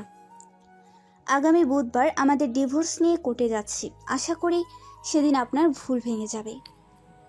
রাকিবের সামনে হাত পা বাঁধা অবস্থায় পড়ে আছে তৃষ্ণা। হাতের মেহেদি লেপটে গেছে অনেক আগেই। কপালের দিকটা জখম হয়ে নির্জা কালো বর্ণ। হাত পা বাঁধা অবস্থায় পড়ে থাকা তৃষ্ণার মুখে গোমানের শব্দ। নিজ বাসায় বন্দি তৃষ্ণার মুখে 1 গ্লাস পানি ছুঁড়ে মারল রাকিব। তাকে টেনে হিঁচড়ে উঠিয়ে চেয়ারে বসিয়ে কল দিল আরশাদকে। এত কোলাহলের কারণে আরশাদ ফোন রিসিভ করেনি। রঙ্গান এবং সে ব্যস্ত মেয়ের বাড়ির লোককে আপ্যায়ন করায়। কোথাও তৃষ্ণাকে না দেখে তুষার এগিয়ে গিয়ে তৃষ্ণাকে খুঁজতে লাগলো।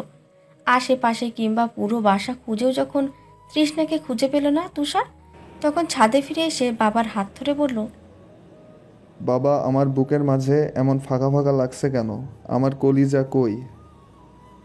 বাবা, তৃষা কোথায়? মুহূর্তের মধ্যে বিয়ে বাড়ির পরিবেশ হঠাৎ করেই নিশ্চুপ হয়ে গেল। আরশাদ ফোনে বারবার কল দিয়ে যাচ্ছে, কিন্তু ফোন বন্ধ দেখাচ্ছে। ঘরে ফিরে এসে দেখলো বিছানার নিচে ফোন বন্ধ হয়ে পড়ে আছে। ফোনের ডিসপ্লে ভেঙেছে। মনে হচ্ছে কেউ খুব জোরে পা দিয়ে আঘাত করেছে। আরশাদের এক মুহূর্তের জন্য মনে হলো তৃষ্ণা বুঝি তার থেকে দূরে চলে যাবে বলে কোথাও চলে গিয়েছে। পর মুহূর্তে মনে হলো তৃষ্ণা এতটা দায়িত্বজ্ঞানহীন মেয়ে নয়। নিজের ভাইয়ের বিয়ের দিন এমন কিছু করবে বা এমন সিদ্ধান্ত নেবে, যেহেতু তৃষ্ণার ফোন এই বাড়িতেই বন্ধ হয়েছে, তাই ট্রেস করেও লাভ হবে না। রঙ্গার আশেপাশের রাস্তা সিসিটিভি ফুটেজ দেখতে বেরিয়েছে। যখন সে বেরিয়ে যাচ্ছিল, তুষার তার হাত ধরে বলল, আমার মনে হচ্ছে কেউ আমার কলিজা আমার থেকে আলাদা করে নিয়েছে। আমি শ্বাস নিতে পারছি না। দেশের অবস্থা ভালো না। না জানি কেমন আছে আমার বোন। খুঁজে এনে দে, বিনিময়ে যা চাইবি দিব। তোর কলেজায় হাত দিয়েছে বলছিস? আমার তো সম্মানে, আরশাদের অস্তিত্বে চিন্তা করিস না। খুব দ্রুত ঘরের সম্মান ঘরে ফিরিয়ে আনবো। সিসিটিভি ফুটেজে তেমন কিছুই পাওয়া গেল না, তবে একটা নিশ্চিত, তৃষ্ণা বাড়ির বাইরে যায়নি। আরশাদ নিজের ফোন হাতে ব্যস্ত ছিল। হুট করে তার ফোনে আবার কল এলো। ব্যস্ত থাকায় আরশাদ কেটে দিলে তার ফোনে আসে একটি SMS, যেখানে তৃষ্ণা চেয়ারে বাঁধা অবস্থায় এবং রাকিব অভব্য ভাষা ব্যবহার করে নানান ধরনের কথা বলছে। রঙ্গান ফিরে এসে কিছু বলার পূর্বেই আরশাদ বলল, রাকিব আমার থেকে প্রতিশোধ নেওয়ার জন্য। তোমার থেকে না, ওকে জেলে পাঠিয়েছি তৃষ্ণা, তাই তৃষ্ণাকে অপহরণ করেছে। আমার উচিত ছিল যেদিন ও তৃষ্ণাকে অ্যাসিড মারার হুমকি দিয়েছিল সেদিন ওকে শাস্তি দেওয়ার। আবার বুঝতে পারলাম আগুন এবং শত্রুর শেষ রাখতে নেই। তবে তৃষ্ণা এ বাড়িতেই আছে, ওকে বাইরে নিয়ে যায়নি। কোথায় জানি না, তবে আমরা পুরো বাসা তল্লাশি করব, বিশেষ করে বদ্ধ ঘরগুলো। সেই মুহূর্তে রাকিবের কল এলো। সে নিচ থেকে জানালো কোথায় আছে। সবাই যখন বাড়ির পেছনে পৌঁছচ্ছে, রাকিব পালানোর চেষ্টা করলো না। সে শুধু হেসে বলল, আমি পালালো আমাকে ঠিকই ধরে নিবি তোরা, কিন্তু আমার কাজ আমি করে ফেলেছি। আরশাদ দেখ, 2 ঘন্টা তোর বউয়ের সাথে আমি একা। ভাবতে পারিস আমি কি কি করতে পারি এখন? হয়তো পুলিশের অত্যাচারে আমি স্বীকারোক্তি দেব। আমি কিছুই করিনি, শুধু মাথায় আঘাত লাগায় তোর বউ মরার মতন পড়ে আছে। কিন্তু তুই তো জানিস সত্যিটা কি, এমন মেয়ের সাথে সংসার করবি? রাকিব এরপর আর কোনো কথা বলতে পারেনি। রঙ্গানের থাপ্পড়ে সে কানে হাত দিয়ে বসে পড়ল। তুষার এগিয়ে গিয়ে ততক্ষণে তৃষ্ণার বাঁধন খুলে ফেলেছে। কোনোভাবেই বোনকে কোলে তুলে নিয়ে ছুটল ঘরের দিকে। আরশাদ ঠায় দাঁড়িয়ে রইল শূন্য ঘরটাই। মানসিকভাবে যে ধাক্কাটা লেগেছিল তৃষ্ণার, কিংবা শারীরিক, সবটা কাটিয়ে উঠতে বেশ সময় লেগেছে তৃষ্ণার। এই সময়টাই সবাই তাকে সাপোর্ট করেছে, সবচেয়ে করেছে আরশাদ। সে রাতে কী হয়েছিল কেউ জিজ্ঞেস করেনি। অভিশপ্ত সন্ধ্যের কথা কেউ তৃষ্ণাকে মনে করাতে চায় না। তবে তৃষ্ণা নিজ থেকে সবটা বলেছিল। আরশাদ বেরিয়ে যাওয়ার পর রাকিব ঘরে প্রবেশ করে। তার পরনেও কনে পক্ষের পোশাক ছিল। ওয়াশরুমে যাবে বলে তৃষ্ণার সাহায্য চায়, তাই তৃষ্ণা তার ঘরেরটা ব্যবহার করতে বলে। পেছন ফিরে ফোন হাতে নিচ্ছিল, তখন ড্রেসিং টেবিলের আয়নায় দেখে লোকটা তার দিকে ফুলদানি তুলেছে। পেছন ফিরে তাকাতেই বাড়িটা তার কপাল বরাবর আঘাত করে।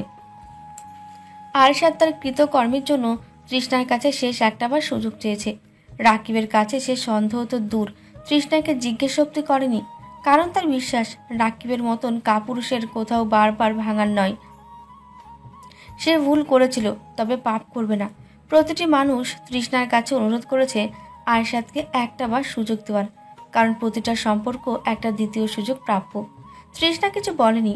গত কয়েকদিনে তার সব কিছু কেমন ঝাপসা হয়ে উঠেছে। সকল স্মৃতি আরশাদের চেষ্টায় পুনরায় উজ্জ্বল। মাঝে মধ্যে তৃষ্ণা নিজেকে জিজ্ঞেস করে, আরশাদকে মাফ করে দেওয়ার কারণ কি এটাই যে সে রাকিবকে বিশ্বাস করেনি? এমন হলে কি সে আরশাদের ওপর অন্যায় করছে না? রঙ্গানকে সবটা বলার পর রঙ্গান বলেছিল, না, একটি সম্পর্কে বিশ্বাস আয়নার মতন। তুই তার প্রতি বিশ্বাস দেখিয়েছিস, তাই আয়নাও তোকে বিশ্বাস করেছে। একটা সুযোগ সবার প্রাপ্য। আরশাদ প্রেমিক স্বামী হওয়ার জন্য মাঝে মধ্যে এমন সব পাগলামো করে ফেলে, তৃষ্ণা তাকে ভালো না বেশি পারে না।